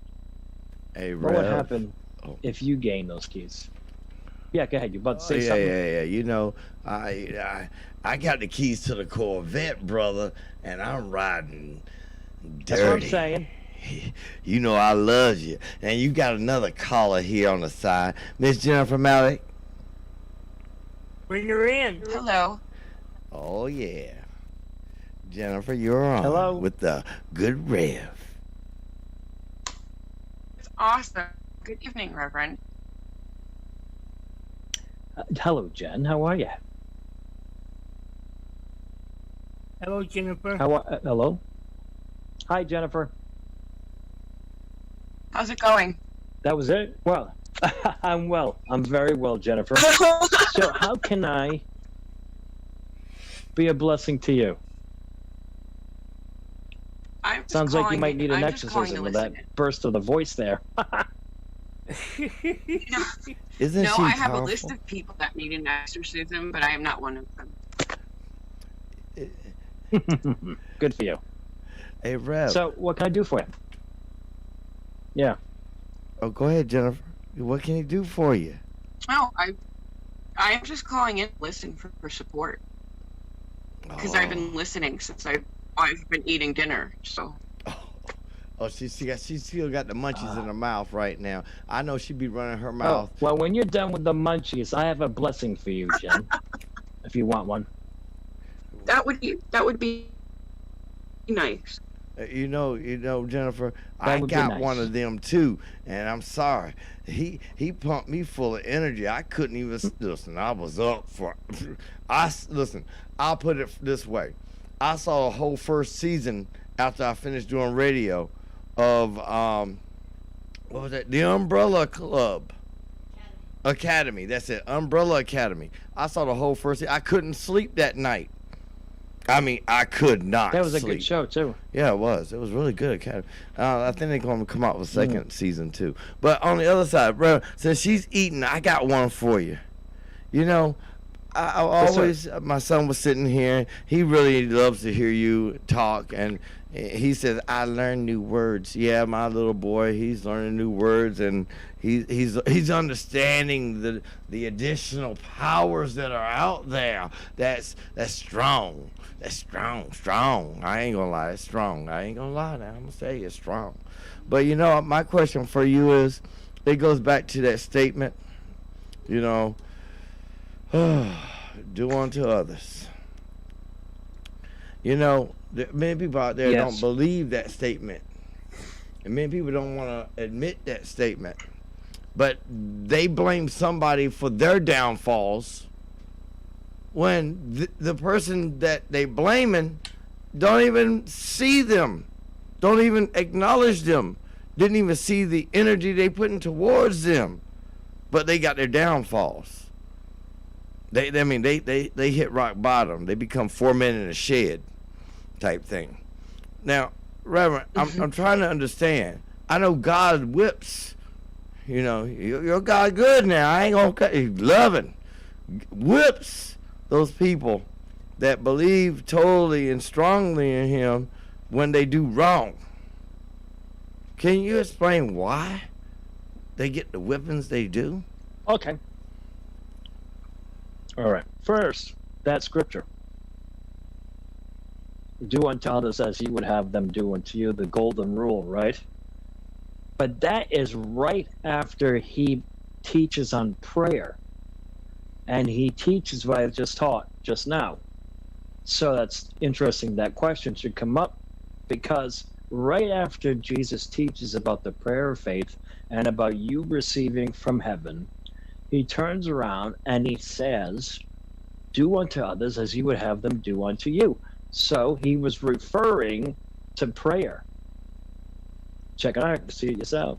He was referring to prayer. If you want God to bless you amazingly, well, why not just pray for somebody else to be blessed amazingly? And therefore, you have this communion going on. That solves the other outside issue. If you're too busy praying from your heart for somebody else to be blessed the way you want to be blessed, and you want them truly blessed, well, then that is going to put your heart in a position of forgiveness. Now, the separate question is God disciplines those he loves, and that word there, chasten, does mean whip. So, yes.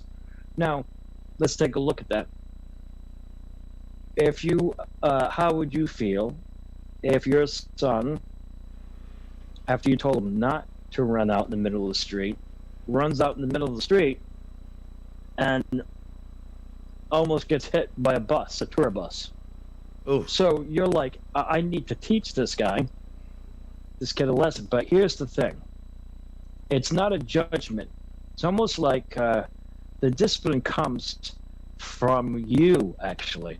Yeah, God disciplines those he loves, but don't forget, it first starts as the gentle, hey, what are you doing? Don't do that. And then it goes on to, okay, you run into somebody else who says, man, I did that thing. I'll never do it again. And then it runs into, you watch something on TV and you see this horrible thing happen. You're like, oh, and then finally you do it. And then you suffer the consequences of your action. And then you feel like you're getting whipped.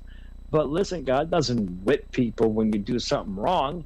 He gently nods and corrects you. But if we choose to ignore that, then it increases. It's called levels of divine discipline.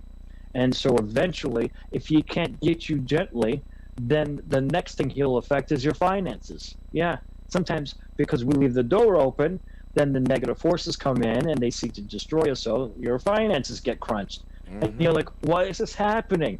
Well, maybe because you're too busy hanging out with this woman instead of spending time with your wife or whatever it might be. Or maybe I got one for you. It's designed to protect you so that you don't end up being a victim of circumstance or whatever else. Yeah, go ahead. Yeah, but I got one for you. See, a lot of people don't understand the fact that, number one, you do right things come for you. You know what I mean? It's almost like, but the point you were saying was, and maybe not right away, but it does happen. Yeah, and God don't whip you. You whipping yourself more ways than one. I mean, yes, you maybe have the mind of a child. You may have that mind, as they say, that mind of a child. But you know right from wrong. You know to listen to your father. Yes. And you know how to obey somebody that's looking out for you. Now, and the other terms that I have to mention is that, sometimes that little patting on the butt is just a little patting just to let you know, wake up now. But then on the other side, it is the foreshadowing to future incidents that may occur. And then on the other side, when you were talking about how you can, if you keep going out with a little girl and spending your money on her, you wonder why you got expenses and stuff that are not being met at home. Well, I got one better than that. Let me ask you a question. I got one better though, real quick. The one better than that is when you look at people that say, oh, I lost my home and I lost this and I lost that. But why you doing drugs? Why you smoking all that money away? Why you feeding the others? Come on now. Right. I mean, look, I was blessed today. I looked in my shoe and I said, I needed some money. Well, you know me, I'm one of those guys that just throw the money, change in the bucket, and money on the side somewhere. I looked at my shoe, and I'm like, what is this I'm feeling when I put the shoe on? Oh, what's this? What? Oh, reached inside of it and pulled out a bill. I was like, you know something? I haven't just given to my lady in a while. The first thing that hit me, not me giving to myself, the lady that supports me, the one that stands beside me. So what I did was I went out and got a bottle of wine. Look, for my birthday, I got a $50 bottle of wine. Same 50 went to my lady. And because we're even on that walk. We walk side by side. And, well, I'm drinking a good crisp. Now, I already know she likes her wine sweet, so I got it sweet. Now, the thing is, sometimes a gift from God can be the improvement for life from where you were, or it could be something that says, do something special for someone beside you, the one you love, as they say. Or how about this? Do something special for that one that's out there on the street corner. That might, and give them a little word, but you're not just giving somebody something. Give them a word of wisdom, something that will lead them on a path. I mean, here's an example. So you're saying, yes, it's better instead of giving a man a fish and he eats for the day, you teach him to fish, he eats for the rest of his life. Is that what you're saying? That's what I'm saying. Oh my God, you Reverend, you know something? I think we work good together because number one, you on that path that I'm on. Here's an example of that. Today, when I went down to the store to get the wine, I reached in my pocket and I had $5. And I saw this guy, he was all ragged up, and he's homeless. And I don't know, I felt kind of bad. I mean, I'm looking at him and I really felt bad because I smelled him. And he goes, I just want some food, and everybody just keep ignoring. And I'm like, well, how about this? I walked him over to the laundry, the dry cleaners right here on the corner where I live. And I was like, I talked to Mr. Yan at the dry cleaners, and he said, I got some extra clothes for you in the back. Oh, chain reaction right there. Had some, it came out with his size. Oh my God, didn't even ask for his size. That's one stop. Hold on, we're not done. I told him, what brought you to this path? I mean, what made you homeless? He goes, I was fighting, and I was fighting to keep my family's survival. I'm like, but you fight for your family, but did you think it's you to survive first? Because as male of your house, if you don't survive, they don't survive. So he spent lots of money on his woman. He was telling me how much he spent, and he neglected to save anything back. He wanted them happy. I can understand you want your family happy, but let's try something.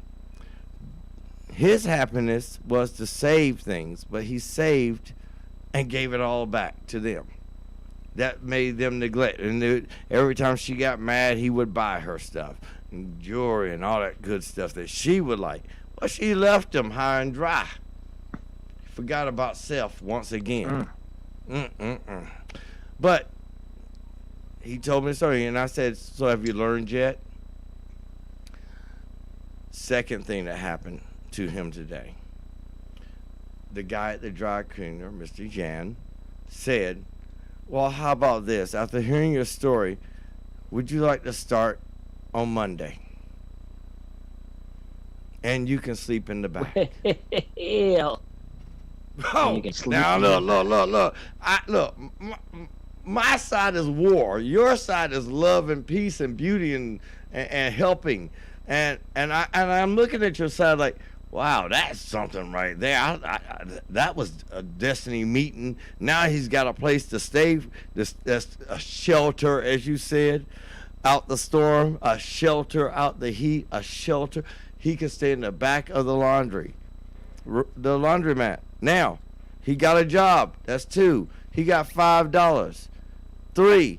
And he got fresh, clean clothes. And at laundromat, they have a place where you can wash up and keep clean, look good. All right. So I was walking to the liquor store, and this is all the synchronicity thing I was talking about. Go ahead. It's walking. You walking me down. I'm walking down that path too.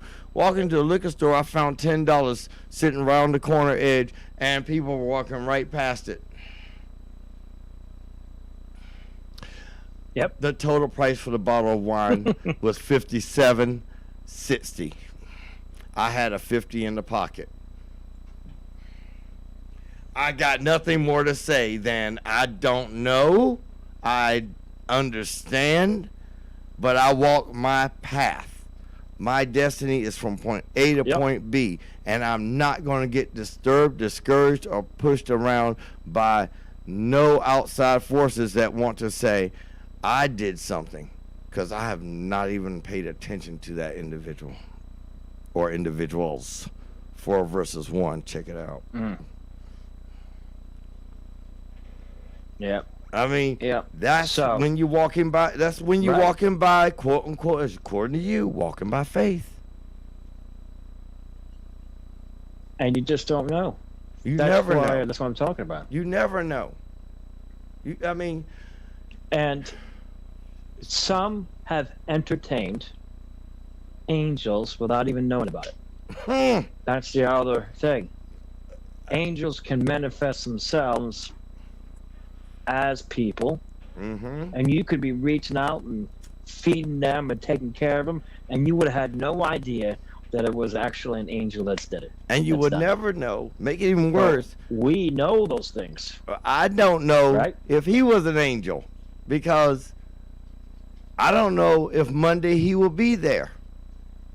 Maybe he will go poof and go on to another journey. Or maybe this is a journey that he had to go on to reach a further goal, to meet somebody that comes to that dry cleaners. Think about it. I mean, there's those lines of connection to destiny are huge, because you don't see the intersecting lines. Exactly. It's playing pool to the largest degree. So you can either, so you could either just be pushed around by it, or you can decide to participate and actually go with it and see where it takes you. That's the whole exciting adventure that we have as human beings, as we get the privilege of co-creating and co-laboring with God, and then all of the spiritual beings that are connected to the Creator will be working with you. I mean, what you see is a tiny part of the invisible realm. It's like it's perfect. It's the analogy of the iceberg, right? You only see the tiny tip of the iceberg, and you're like, wow, that's huge. But you don't see the gigantic chunk of ice that is below the water that is like 3 times the size. And so we have these beautiful supernatural beings, divine beings, that work with us to accomplish the very work we're supposed to do. And the earth is the meeting place, the battleground, as it were, where we get things done. I don't understand why. That. I just know that I'm a participant in this thing, and I will play my part. But I won't play it powerless. I will play it with power. Hey. Thank you very much for the background sound. Hallelujah. With power. You know, and Reverend, I gotta say it. It's amazing. I know Jennifer's got some inspirational, beautiful stories too. I know Christopher Wayne Fisher, my man. I know you got stories. I ain't got to go there for you because you got, as they say, divine intervention stories. I know they're there. And you know, it feels kind of good, honestly, to play a part in the walk of destiny for others, especially when you sit back, look back, and say, hey, you know, I was used as a vessel at that one moment. Mm-hmm. I mean, normally I would just ignore the person on the street or walk past them because sometimes I don't even want to know their story. Honestly, right? I don't want to know you got it. your own story you're dealing with. Oh man, I got stories to deal with all in my head, and I'm setting up for wars every second, and preventive measures at every moment. I have to. That's the way it is, and that's the destiny I've walked for myself, and that's the destiny people are trying to create around me. I would like peace in the Middle East type of stuff. I would love that if people allow it, but you know, this whole COVID thing, which is what I want to make sure I talk about. But think about what was it? What was it, Daryl, that made you want to talk about this today? I mean, why did you bring that up? You know, you see my point? Yeah, I do. And it was right, and you didn't know I was going to talk about how patterns and synchronicities and how to participate in that. But yet you come right along. What time is it now? 11:38. At the end, almost. Right around, and you tell at the end, and you talk about this amazing synchronicity story, which bears out everything I just got done saying for the last 3 hours almost. You see my point? Even this show has now, I didn't arrange it that way. No. I'm just going along with the flow of things. I was going to talk to Matt, and I wasn't sure if I was going to talk to Matt for 2 hours or just 1 hour, but I had to cut it at the hour. And then I started talking about the principles of the synchronicity. And then once I got that, then I answered some questions about giving and the same thing. And then you came in, and what you talk about, these coincidences that happen and giving. And it's just like this whole show has had a theme of which I did not consciously create. That should tell anybody this is the sign that they're looking for. Amazing to me. Now, you didn't set it up like that. How cool is that? Rev, I'm sitting here laughing. You're inspired by God, sir.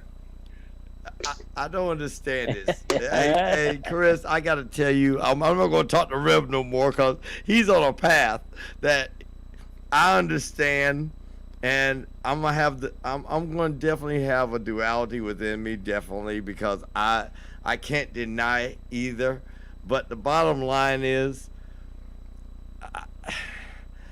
Chris, it was amazing. It was amazing to see how I was able to walk down the street at that one moment, at that one time, okay? To discover. Out of all the places you could have turned left, you turned right. Yep. Thank you. An individual that needed it at one time, a store owner to show up at that same moment. Come on now. Wow. Store owner, wow. Yes. Okay. Throw you a job. Exactly. Tell you in front of me you can change and get dressed and clean up in the back. Hold on. Let's think about this. He's all settled and straight with the store owner when I'm walking away. And then I look down thinking to get my woman something, for us to share. And for my woman mainly. And there's an extra 10 on the ground.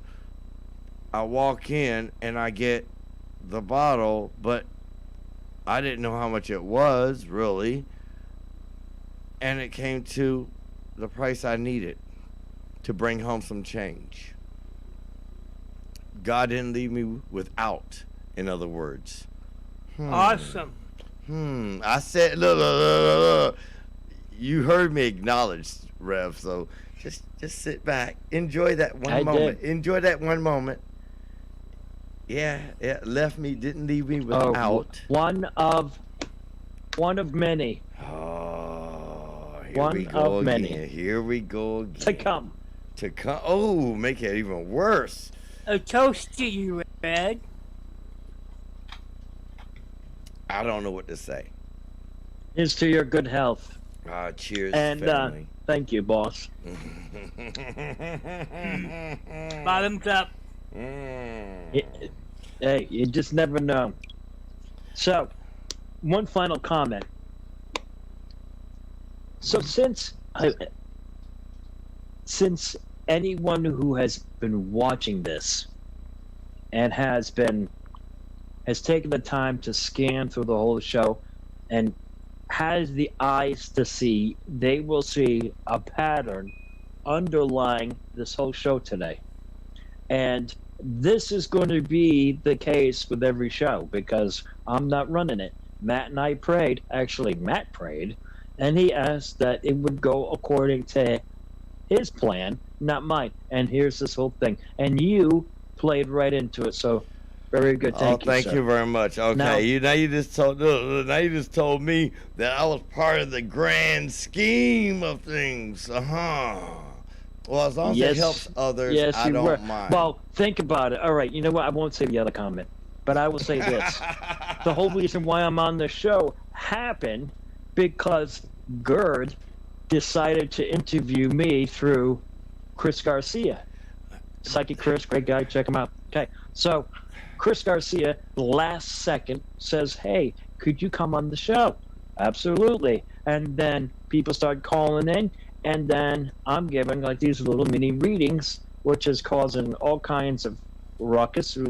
All of us have moisture in our eyes because people being touched and blessed. And then one of those people was the great Kate Camara. So now she is hearing this thing. And then now you see one of my shows that was on Blog Talk, and you're considering about having me on, but coincidentally, you happen to talk to Kate, and Kate's like, oh, no, you're not considering having him on.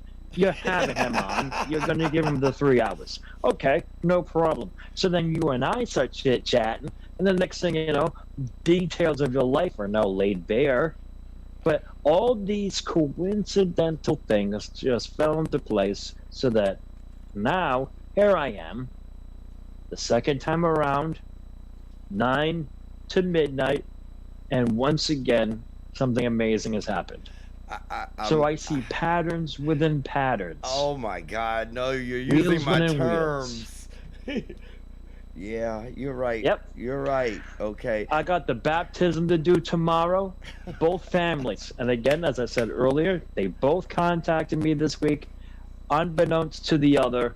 Not even, they thought they were just asking for themselves, and they both asked, and then now they're both coming together and meeting up, and I'm going to baptize 8 or so people tomorrow, and that's very cool. Chris, amazing. Come on. Help me, Chris. I did not come up with that. Chris, what do you see, Christopher? Come on, bro. What do you see? You'll go places, Daryl. This network will grow large, and with God behind us, it'll be even better.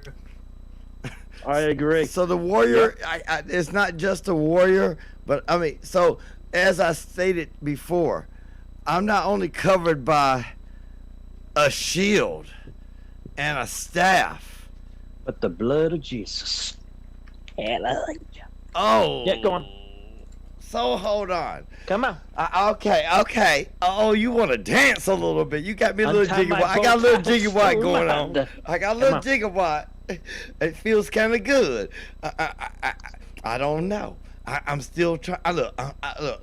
I may know, but I will never say I know until the day you hear me say I know. You know that I've come to the mutuality and the continuity and the synchronization of my thoughts. I'm using big words. Can we get a dictionary? Yeah. I see. Look. Google it. see, people, I mean, on this network, you get a lot of shows, but, you know, sometimes I'm going to say it honestly. Everybody's real. That's the messed up thing about this network. It's the worst thing about it. We got real people that's going to tell you real stuff. I mean, real stuff. Yeah, I mean, spread the word, okay? We don't play. Real play. Oh, we real all the time. I mean, from Monday through Sunday, and Hell Day, which is going to always be Saturday. Well, it's heaven for me. I don't know about everybody else, you know. I mean, it's heaven, because after this show, I got Gary the Mad Martian, who may go to 5, 6 o'clock. Yeah, that's that mad, crazy Martian. He may go to 6 o'clock in the morning because somebody pissed him off. Wow. Oh, I'm impressed with something, Daryl. I just found out something about the show I was a guest on tonight. 200 Facebook views. That's more than I ever got in any show. Well, hold on. Christopher Wayne Fisher, you know, I always told you, brother, if you want to just, you know, don't I'm not saying you leaving Chris Garcia. Because Chris Garcia needs his man. Because I already know how that is. But if you ever want to jump on and do your own little thing during the day or something, you know. I'm staying with you no matter what. I can do both. Now, you ain't leaving me, bro. Trust me, I love you. Now, that's not do a I question. end the show 10 minutes before the hour? Oh yeah, but Daryl? Yeah, 10 minutes for the hour. But hold on, okay, because I gotta say my ending. And you gotta say your prayer phrase. too. You gotta pray so for us all. Close out with that phrase. Yeah, you gotta pray for us too. Hey, Chris knows it. Oh shoot! But hold on. Chris knows my outro. Yeah, he does. Chris knows my outro. Chris loves you, man. But I'm gonna say it. Like I said to any host, he loves that outro. Any host on this network knows. During the daytime hours, all you gotta do is give me a message, say, "Yo, I want to go live," right, Rev? That's right. This is how I said it, too, people. Just say, "I want to go live."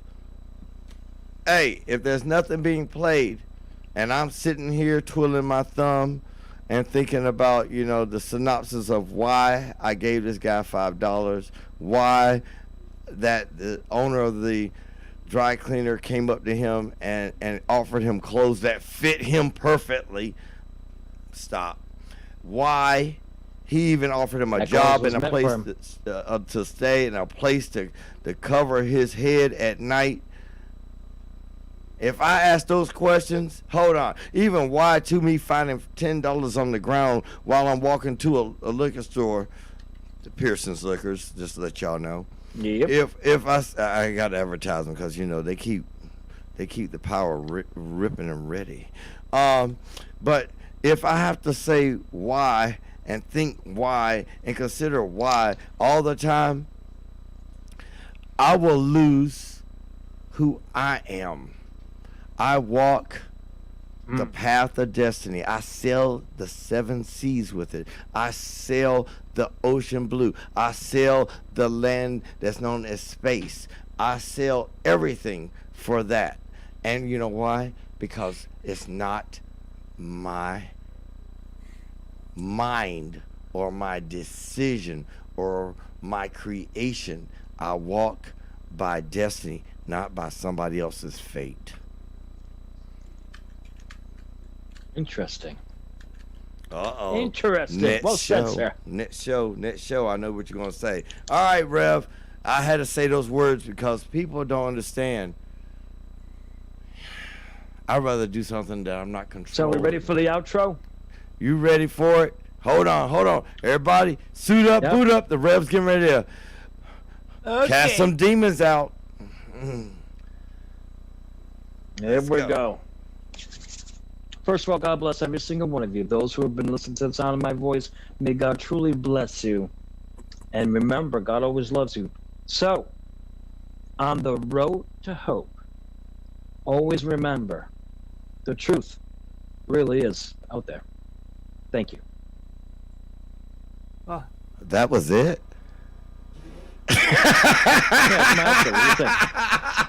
I would have said one more thing. The music. That was rehearsal. Oh, that was rehearsal? Let's do it again. Okay. Give me some music. Or Okay. hum. I don't care. Do something. Okay, I'll give you some good music.